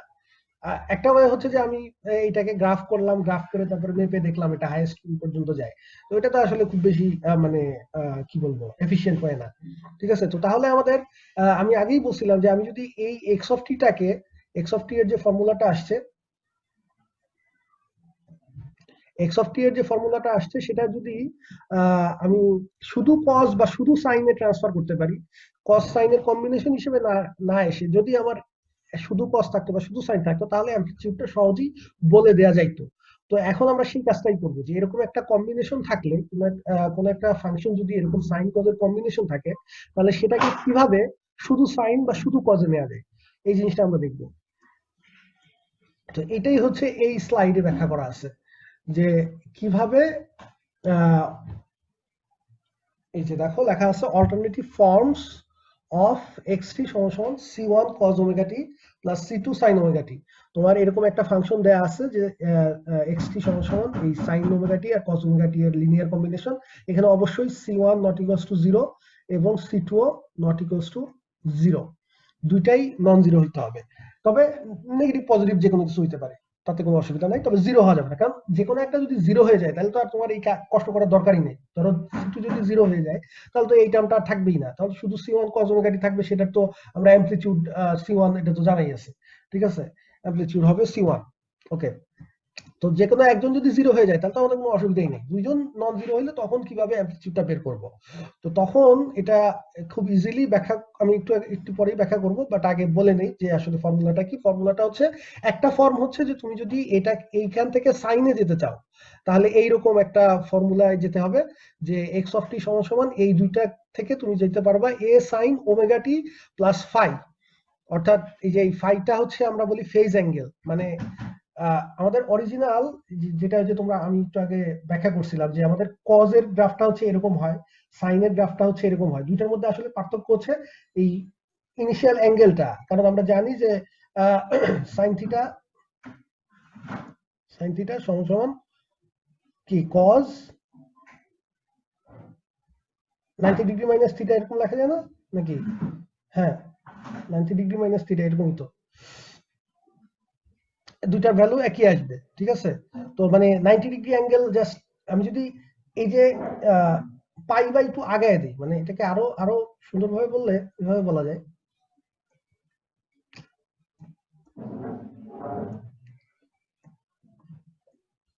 এটা তো ধরো আমাদের সাইনের গ্রাফ ছিল, এটা হচ্ছে কত, এটা হচ্ছে π/2, তার মানে 90 ডিগ্রি আর কি, π/2 পয়েন্ট, π/2 পয়েন্টই তো সাইনের ভ্যালু হচ্ছে 1 আর 0 তে 0। এখন তুমি যদি এই যে এই অ্যাক্সিসটা, এই ভার্টিক্যাল অ্যাক্সিসটাকে 90 ডিগ্রি আগায় দাও, মানে এখানে দিতা, তাহলে কিন্তু আমার এখান থেকে শুরু করলে কিন্তু আমাদের এটা কি হয়ে যেত, কজ এর ফাংশন হয়ে যেত। কারণ কজ হচ্ছে এই, আমি যদি এইটাকে এই যে ভার্টিক্যাল যে অ্যাক্সিসটা আছে সেটাকে জাস্ট 90 ডিগ্রি পরিমাণ সামনে আগায় দেই, তাহলে কিন্তু আমাদের এটা কি হয়ে যাচ্ছে, কজের ফাংশন হয়ে যাচ্ছে। এই যে এখন এইটাকে যদি 0 ধরি, যে এইটা হচ্ছে আমার 0 পয়েন্ট, তাহলে কিন্তু কজের ফাংশন হয়ে যাচ্ছে। তো এই কারণেই আমরা বলি যে আসলে ওই যে 90 ডিগ্রি জাস্ট দশার পার্থক্য সাইন আর কজের মধ্যে, আর কিছু না। তো এখন আমাদের এইখানে যে ফাংশনটা আসছে, এই ফাংশনটা 0 2/3 থেকে শুরু হয়ে তারপরে হচ্ছে এই √17/6 পর্যন্ত গেছে উপরে নিচে। তো এই ফাংশনটাকেও এরকম এই দশা চেঞ্জ করে তুমি আইদার শুধু সাইন বা শুধু কস দিয়ে অ্যাপ্রক্সিমেট করতে পারবা, বা তাদের এই যে কম্বিনেশন আকারেও যেটা আসছে আমাদের সেটা দিয়েও করা যাবে, ঠিক আছে? তো এই জন্যই এখানে দেখো আগে যেটা আমাদের সাইনের ভিতরে যে অ্যাঙ্গেলটা ছিল সেটা ছিল আগে শুধু ওমেগা টি, এখন সেটা হয়ে গেল ওমেগা টি প্লাস হচ্ছে 5। ওকে, তো যেহেতু এটা আমরা শুধুমাত্র সাইনে কনভার্ট করে ফেলছি সাইন কস থেকে, তো এইরকম একটা ফর্মে তুমি লিখতে পারবা এই কম্বিনেশনটাকে a sin omega t plus phi. এখন যদি আমি বলি যে এইটার অ্যামপ্লিটিউড কত, এটার অ্যামপ্লিটিউড তো অবভিয়াস যে এটার অ্যামপ্লিটিউড হচ্ছে a। এখন এই এটা কোত্থেকে আসলো, এটা আসলো হচ্ছে ওই c1 c2 থেকে, এটা বের করতে হবে। এটা বের করার ফর্মুলা হচ্ছে √c1 square plus c2 square, এটা হচ্ছে a বের করার ফর্মুলা, অ্যামপ্লিটিউড বের করার ফর্মুলা। আর এই যে ফাইটা কোত্থেকে আসবে, ফাইটা আসবে হচ্ছে এই ফর্মুলা থেকে। দেখো tan phi সমান সমান sin phi by cos phi, যেখানে sin phi এর ভ্যালু হচ্ছে c1/a, cos phi এর ভ্যালু হচ্ছে c2/a, তার মানে আলটিমেটলি a কাটাকাটি গিয়ে কি থাকবে, c1/c2, এই tan phi, ঠিক আছে? তো এই এখান থেকে তাহলে tan phi সমান সমান যদি c1/c2 হয়, তাহলে শুধু phi সমান সমান কি হবে, tan ইনভার্স c1/c2, তার মানে ফাইটাও আমরা বের করতে পারবো। এখন কথা হচ্ছে যে স্যার এই ফর্মুলা কোত্থেকে আসলো, যে a সমান সমান √c1 square plus c2 square, তারপরে tan phi সমান সমান এগুলা কোত্থেকে আসলো? হ্যাঁ, এগুলো কোত্থেকে আসলো আমি দেখাবো, ঠিক আছে? তার আগে সেকেন্ড আরেকটা ফর্ম দেখাই নেই। সেকেন্ড ফর্ম যেটা, সেটা হচ্ছে যে তুমি যদি সাইনে না যেয়ে যদি কজে যেতে চাও তাতেও যেতে পারবা, কোনো অসুবিধা নাই। তাহলে কজে গেলে তখন সিস্টেমটা হবে এরকম, xt মানে কার্ভটা হবে এরকম, ফাংশনটা a cos omega t minus phi, ঠিক আছে? যেখানে a এর ভ্যালু আগের মতোই √c1 square plus c2 square, আর যে ফাই এর ফর্মুলাটাও কিছু আগের মতোই, জাস্ট একটু চেঞ্জ আছে। দেখো tan phi সমান সমান sin phi by cos phi, এটা এখানে sin phi ছিল হচ্ছে আগেরটাতে c1/a, আর এখন হচ্ছে c2/a, অর্থাৎ চেঞ্জ হয়ে গেছে, c1 c2 উল্টাপাল্টা হয়ে গেছে, উপরেরটা নিচে চলে গেছে, নিচেরটা উপরে চলে গেছে। তো tan phi সমান সমান আগে ছিল c1/c2, এখন আসছে c2/c1, phi সমান সমান তাহলে tan ইনভার্স c2/c1। অর্থাৎ আমি যদি cos-এ যাই, এই কম্বিনেশন থেকে যদি cos-এ ট্রান্সফার করি, তাহলে এখানে হবে ওমেগা টি মাইনাস ফাই হবে, এবং ফাই এর ভ্যালুটা হবে tan ইনভার্স c2/c1। আর যদি সাইনে যাই তাহলে হবে ওমেগা টি প্লাস ফাই, আর ফাই এর ভ্যালুটা হবে tan ইনভার্স c1/c2, ঠিক আছে? তো c1 আর c2 কনস্ট্যান্ট, এটা তো আমরা জানি, একটু আগে অঙ্কেতে যেমন বের করছি, c1 সমান সমান বের হয়েছিল 2/3, c2 সমান সমান বের হয়েছিল -1/6। তো c1 c2 আমাদের জানা আছে, সুতরাং এই a এবং ফাই এই দুটাই কম্পিউট করা যাবে। এখন প্রশ্ন হচ্ছে যে এই যে জিনিসগুলো আমরা লিখলাম, যে এর ভ্যালু এটা, ফাই এর ভ্যালু এটা, এগুলো কোত্থেকে আসলো? তো এটা খুব ইজিলি ডিরাইভ করা যায়, যে আমাদের অরিজিনাল যেটা, দেখো অরিজিনাল যেটা ছিল সেটা হলো x = c1 cos omega t plus c2 sin omega t, তাই তো? এখন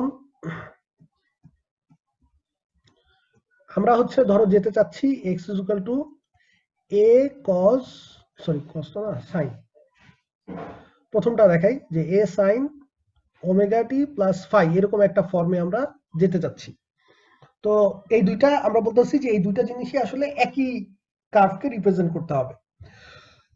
তাহলে এখান থেকে যদি আমি এইভাবে দেখানোটা ইজিয়ার, তাহলে আমরা জানি সাইন এ প্লাস বি এর ফর্মুলা তোমরা পড়ে আসছো, এটাকে যদি এ ধরি এটাকে যদি বি ধরি, তাহলে সাইন এ প্লাস বি এর ফর্মুলা কি হবে বলো?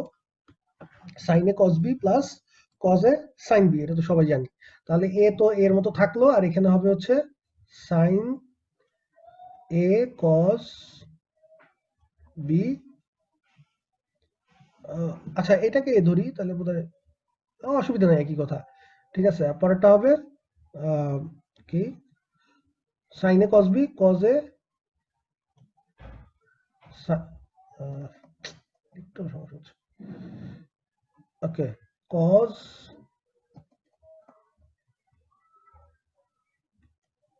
এখানে হচ্ছে cos a, that means cos omega t sin cos a sin b। ঠিক আছে, এটা হচ্ছে আমাদের এটাকে sin a plus b এর সূত্র ভাঙালাম আর কি, এক্সপান্ড করলাম। তো তাহলে a দিয়ে গুণ করো, তাহলে আমরা a দিয়ে গুণ করে লিখতে পারি a। আচ্ছা প্রথমে এখানে যেহেতু আমাদের cos omega t এর টার্মটা আছে এখানে এইটাতে, তাহলে আমরা cos omega t এর টার্মটা শুরুতে লিখি। তাহলে লিখতে পারবো কি, এই যে এখান থেকে a sin phi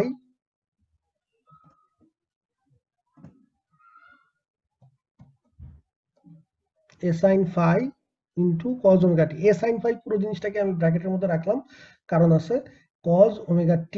ঠিক আছে, omega t, তারপরে প্লাস, আর এখানে রাখলাম a, এইটা আমি গুণ করলাম আর কি। আর এরপরে থাকবে হচ্ছে a cos phi, প্রথম টার্মকে গুণ করলে a cos phi, যে a আর হচ্ছে cos phi আর হচ্ছে sin omega t, sin omega t। এখন হচ্ছে তুমি এই টার্ম, এটাও x এটাও x, এই দুইটার মধ্যে কম্পারিজন করো। ঠিক আছে, এই দেখো দুইটা যদি একই জিনিস রিপ্রেজেন্ট করতে হয় তাহলে তো এইগুলো এখান থেকে বুঝতেই পারতেছে যে এখানেও cos omega t আছে, এখানেও cos omega t আছে, এখানে sin omega t আছে, এখানেও sin omega t আছে। তার মানে আমার এই যে এই অংশটা, এই ব্র্যাকেটের মধ্যে অংশটা আর এই ব্র্যাকেটের মধ্যে অংশটা, এই দুইটা তাহলে c1 আর c2 সমান হইতে হবে। তাহলে আমরা লিখতে পারি যে c1 সমান সমান a sin phi R c2 সমান সমান হচ্ছে a cos phi। তো তাহলে এটা যদি দেয়া থাকে এখান থেকে, তাহলে a এর ভ্যালু যদি বের করতে বলি এই দুইটা ইকুয়েশন থেকে বের করা যাবে ইজিলি, যে দুইটা ইকুয়েশনকে জাস্ট স্কয়ার করে যোগ করে দিলেই, এটাকে যদি 1 নাম্বার বলো আর এটাকে যদি 2 নাম্বার বলো, তাহলে 1 আর 2 কে 1 স্কয়ার প্লাস 2 স্কয়ার করলে কি আসবে, c1 square plus c2 square সমান সমান হচ্ছে a square sin square phi plus a square cos square phi। তার মানে a স্কয়ার যদি কমন নেই তাহলে sin square phi plus cos square phi সমান সমান 1, তার মানে a স্কয়ার। তাহলে শুধু a সমান সমান কি আসবে, root over c1 square plus c2 square. দেখছো আমরা যেটা ডিফাইন করছিলাম সেখান থেকে ওই যে a সমান সমান c1 root over c1 square plus c2 square define করছিলাম, সেটাই কিন্তু আসলো। আবার একইভাবে এই দুইটা থেকে যদি আমি তোমাদেরকে বলি যে তাহলে phi এর ভ্যালু বের করো, তাহলে phi সমান সমান জাস্ট 1 কে 2 দিয়ে ভাগ করলেই হয়ে যাচ্ছে, 1 ডিভাইডেড বাই 2 করলে tan phi সমান সমান c1 বাই c2। ঠিক আছে, এবং এই কারণেই আমরা কিন্তু যে sin phi সমান সমান কি বসাইছিলাম, দেখো sin phi সমান সমান বসাইছিলাম c1 বাই a, কারণ এখানে a দিয়ে ভাগ করলেই তো sin phi সমান সমান c1 বাই a আসে, cos phi সমান সমান c2 বাই a আসে। ঠিক আছে, তাহলে tan phi সমান সমান ওই sin phi by cos phi, তার মানে c1 by a, c2 by a, তার মানে হচ্ছে a ক্যান্সেল ওই c1 বাই c2, বা সরাসরি ভাগ করে দিলেও a ক্যান্সেল হয়ে sin phi by cos phi মানে tan phi c1 by c2, তার মানে phi সমান সমান tan inverse c1 by c2। তাহলে আমাদের এই phi ফর্মুলাটাও কিন্তু ঠিকই প্রমাণ হয়ে গেল। তো যেটা আমরা বুঝলাম সেটা হচ্ছে যে এটা হলো আমাদের এই যে a sin omega t plus phi এই ফর্মে নিতে গেলে তাহলে আমাদের এইভাবে a এবং phi যদি আমরা ডিফাইন করি, তাহলে এই যে সেকেন্ড যেই ফাংশনটা এটা আর এটা একই কার্ভ রিপ্রেজেন্ট করবে। এটাকে যদি আমরা এইভাবে ক্যালকুলেট করি, ফাইটাকে যদি এইভাবে ক্যালকুলেট করি, তাহলে এই যে এই কার্ভটা এই কার্ভটার গ্রাফ যা হবে এইটারও গ্রাফ সেম হবে, দুইটা একই জিনিস রিপ্রেজেন্ট করবে। তো এই কারণেই এই যে এখানে ওগুলো লেখা হয়েছে এই সিমিলার ওয়েতে। তাহলে এই সেকেন্ডটাও, কারণ cos a মাইনাস b এর ফর্মুলা তোমরা জানো, এই যে সেকেন্ডটার ক্ষেত্রে আমরা যদি ধরে নিই যে এইটা আর এটা একই কার্ভকে রিপ্রেজেন্ট করে, তাহলে cos a মাইনাস b এর ফর্মুলা অ্যাপ্লাই করলেই তুমি পেয়ে যাবা। তখন দেখবা যে এর ফর্মুলা আগের মতোই থাকতেছে, এ যে এইভাবেই ক্যালকুলেট করতে হবে, বাট ফাই এরটা একটু চেঞ্জ হয়ে যাবে, তখন ফাইটা হয়ে যাবে tan ইনভার্স c2/c1। ঠিক আছে? আচ্ছা, তো এখানে কয়েকটা নোট আছে। এক নম্বর নোট হচ্ছে যে ফাই অবশ্যই রেডিয়ানে হিসাব করতে হবে। ঠিক আছে? আর নোট 2 হচ্ছে যে এই ফাই এর ভ্যালু ক্যালকুলেট করার সময় tan ইনভার্স যখন করবা, তখন ক্যালকুলেটরে সরাসরি tan ইনভার্স তো তোমাদের বের করার একটা ওয়ে আছে। তো সব সময় কিন্তু tan ইনভার্স দিলে অ্যাকচুয়াল অ্যাঙ্গেলটা নাও আসতে পারে। ঠিক আছে? এটা তোমরা হয়তো জানো, কমপ্লেক্সের বের করার সময় এটা কাজে লাগার কথা। কমপ্লেক্স ফাংশনের যে কমপ্লেক্স নাম্বারের মডুলাস এবং আর্গুমেন্ট বের করতে গেলেও তো tan ইনভার্স করা লাগে। তখনও কিন্তু এই tan ইনভার্স সবসময় কিন্তু সরাসরি এক্সাক্ট রেজাল্ট নাও দিতে পারে। ফর এক্সাম্পল, আমাদের এই অঙ্কটার ক্ষেত্রেই আমরা দেখতে পারি, একটু আগে যে অঙ্কটা আমরা করে আসছি সেটার ক্ষেত্রে আমি এক্সাম্পল দিয়ে দেখাচ্ছি যে আসলে দেখবা যে ক্যালকুলেটরে সবসময় চাপলে সরাসরি যে রেজাল্টটা দিবে সেটা সাথে একটু মানে অ্যাঙ্গেলটা বের করার সময় কোনো কিছু মানে পাই যোগ বা বিয়োগ করতে হতে পারে। ঠিক আছে? আচ্ছা, আমাদের একটু আগে যে অঙ্কটা আমরা করছিলাম সেখানে c1 সমান সমান কত ছিল, x আর না লিখি, c1 সমান সমান ছিল 2/3 আর c2 সমান সমান ছিল -1/6। এটা ছিল, তাই না? তার মানে c1টা ছিল পজিটিভ আর c2টা ছিল নেগেটিভ। এখন আমরা দেখো, আমরা ধরো চাচ্ছি যে আমরা আমাদের অরিজিনাল সলিউশন থেকে এই সাইন ফর্মে চলে যেতে চাচ্ছি, অর্থাৎ a sin omega t plus phi এই ফর্মে চলে যেতে চাচ্ছি। তাহলে এই ফর্মে চলে যাওয়ার জন্য আমাদের প্রথমে এটা হিসাব করতে হবে এবং তারপরে ফাইটা হিসাব করতে হবে। তো এটা হিসাব করার জন্য আগের মতোই a সমান সমান আমরা কি করব, √c1 square plus c2 square. এটা যদি কমপ্লিট করো তাহলে দেখবা যে এটা জাস্ট এই ক্যালকুলেশন করলে আলটিমেটলি আসবে √17/6। ঠিক আছে? তাহলে এটা আমরা অ্যামপ্লিটিউড হিসাব করে ফেললাম। এখন এই ফাই ক্যালকুলেশনের সময় আগে আমাদের খেয়াল রাখতে হবে যে, আচ্ছা যদি আগে দেখাই যে যদি হচ্ছে তুমি সরাসরি ফাই ক্যালকুলেট করতে চাও, তো আমরা জানি tan phi সমান সমান হচ্ছে এই প্রথম ফর্মুলা যেহেতু যাচ্ছি সেটার ক্ষেত্রে প্রথম ফর্মুলার ক্ষেত্রে tan phi সমান সমান হচ্ছে c1/c2। তাহলে c1 মানে হচ্ছে 2/3 আর c2 মানে হচ্ছে -1/6। তাহলে এখানে যদি হচ্ছে ক্যালকুলেশন করে তাহলে -4 আসে কাটাকাটি করলে। ঠিক আছে? তাহলে আসতেছে -4। তাহলে -4, তাহলে tan phi সমান সমান হচ্ছে tan ইনভার্স -4 ইন রেডিয়ান। ঠিক আছে? তাহলে এটাকে ক্যালকুলেটরে যদি চাপো,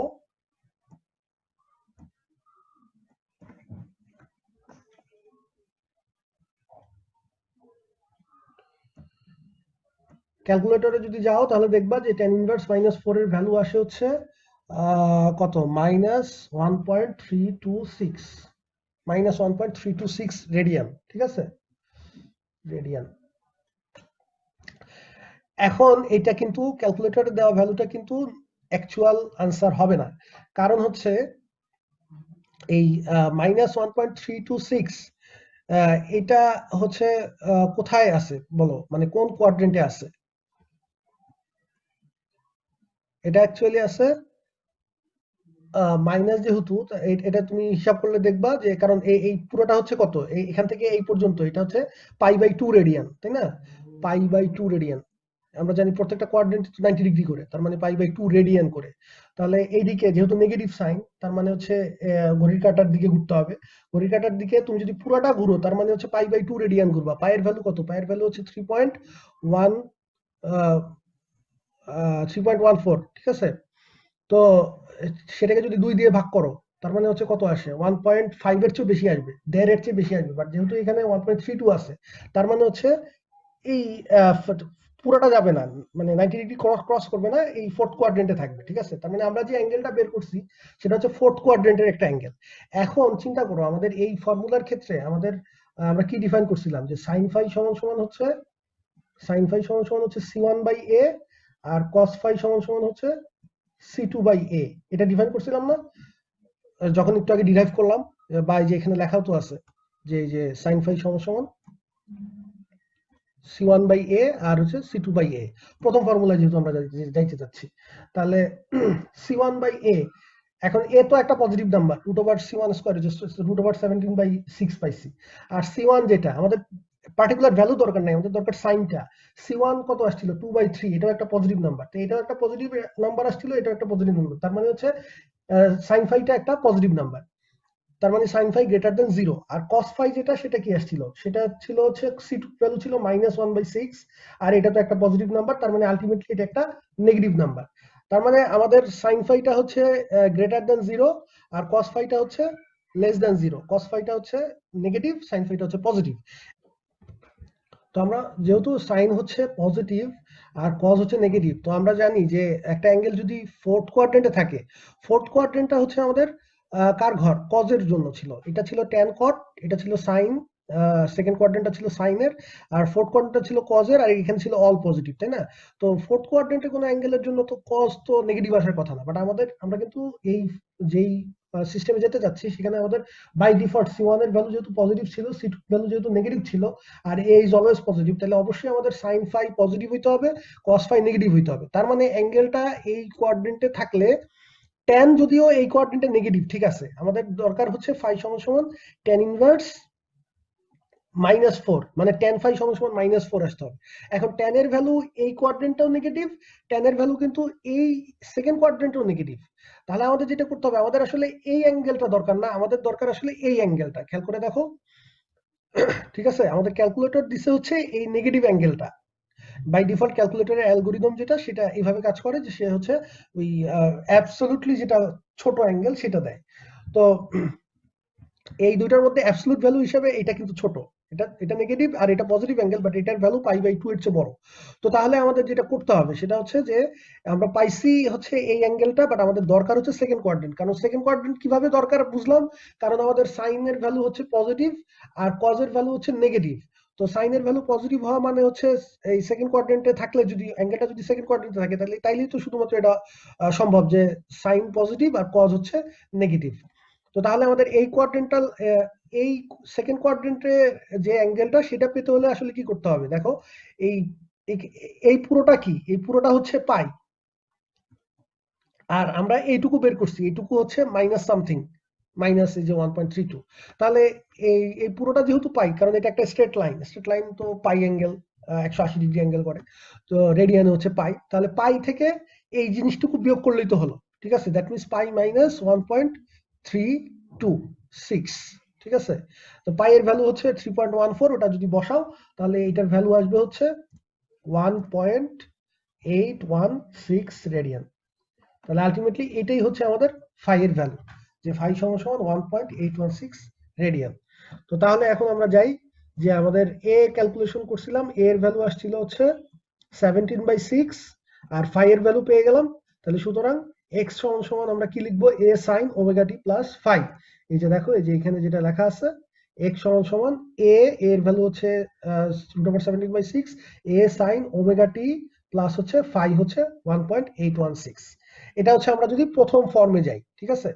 এখন যদি তুমি বলো যে না স্যার আমি সেকেন্ড ফর্মে যেতে চাই, ওকে ফাইন, তাহলে সেকেন্ড ফর্মে যেতে চাইলে এই যে করা আছে আগের মতোই, এটা হচ্ছে এভাবে হিসাব করতে হবে, √c1² + c2², আর হচ্ছে ওটাকে কি বলে, ফাইটা হিসাব করতে হবে হচ্ছে এই যে tan phi সমান সমান c2/c1। এবং এই ক্ষেত্রে খেয়াল রাখবা, tan ইনভার্সের যে ভ্যালুটা আসছে সে ক্যালকুলেটরে সরাসরি, সেটা তোমার ওই sin phi এখানে ডিফাইন করা আছে c2/a, তার মানে sin phi টা নেগেটিভ। এই সেকেন্ড স্টাইলে যদি তুমি করতে যাও, তখন হচ্ছে sin phi টা আসবে কি নেগেটিভ, কারণ আমাদের c2 টা হচ্ছে নেগেটিভ, আর cos phi টা হচ্ছে c1/a। তাহলে c1 টা যেহেতু পজিটিভ, cos phi টা পজিটিভ, তার মানে আমাদের এমন একটা অ্যাঙ্গেল দরকার যেটার জন্য sin phi negative, cos phi positive, তার মানে আমাদের ফোর্থ কোয়াড্রেন্টের একটা অ্যাঙ্গেল দরকার। তো তখন তুমি tan ইনভার্স করে দেখবা যে তোমার অ্যাঙ্গেলটা আসলে ফোর্থ কোয়াড্রেন্টে অ্যান্সারটা দেয় কিনা, ঠিক আছে। যদি সরাসরি দিয়ে দেয় তাহলে তো ভালো, ঠিক আছে, এবং এই ক্ষেত্রে দেখা যাবে যে আসলে ওই সরাসরি পেয়ে যাবা ওই ক্ষেত্রে ক্যালকুলেটর এই সরাসরি ফোর্থ কোয়াড্রেন্টের ভ্যালুটাই দিবে, এবং সেই ক্ষেত্রে ভ্যালুটা আসে হচ্ছে -0.245 রেডিয়ান। তো তাহলে আমাদের ফর্মুলা অনুযায়ী a cos omega t minus phi, ঠিক আছে। তো তুমি চাইলে মাইনাস মাইনাসের পরে প্লাস করেও দিতে পারো, কোনো অসুবিধা নেই। আমি জাস্ট বোঝানোর জন্য মাইনাস দিয়ে লিখছি যে অ্যাঙ্গেলের ভ্যালু হচ্ছে এটা, আর আমাদের বাই ডিফল্ট ফর্মুলাতে মাইনাস তো আছেই, ঠিক আছে। তো এখন আমি যদি বলি যে অ্যামপ্লিটিউড কত, তো এখন তুমি খুব ইজিলি বলে দিতে পারবা যে তুমি এই ফর্মে নাও বা এই ফর্মে নাও, যে ফর্মে নাও অ্যামপ্লিটিউড হচ্ছে √17/6, ঠিক আছে। তাহলে এই হচ্ছে আমাদের মানে অল্টারনেটিভ ফর্মে যাওয়ার উপায়, যেখান থেকে আমরা কি বলে এটাকে অ্যামপ্লিটিউডটাকে খুব সহজে বের করতে পারি আর কি। মানে ওই ফাংশন যেটা এক্সটি আছে সেখান থেকে দেখেই বলে দেওয়া যায় যে অ্যামপ্লিটিউডটা কত হবে। তো এই হচ্ছে মোটামুটি ফ্রি আনড্যাম্পড মোশনের ক্ষেত্রে কি কি জিনিস, কি ধরনের অঙ্ক থাকতে পারে বা কি কি বের করতে বলতে পারে। এরপরে আমরা হচ্ছে এই ড্যাম্পড মোশন, অর্থাৎ মোশনের যদি রেজিস্ট্যান্স ফোর্স থাকে বা এক্সটার্নাল কোনো ফোর্স থাকে, সেই ক্ষেত্রে আমাদের এই সরল সঞ্চিত স্পন্দনের ব্যাপারটা কি দাঁড়ায় সেটা আমরা তখন নেক্সট ক্লাসে দেখবো। তাহলে আজকে এই পর্যন্তই, নেক্সট ক্লাসে আবার দেখা হবে।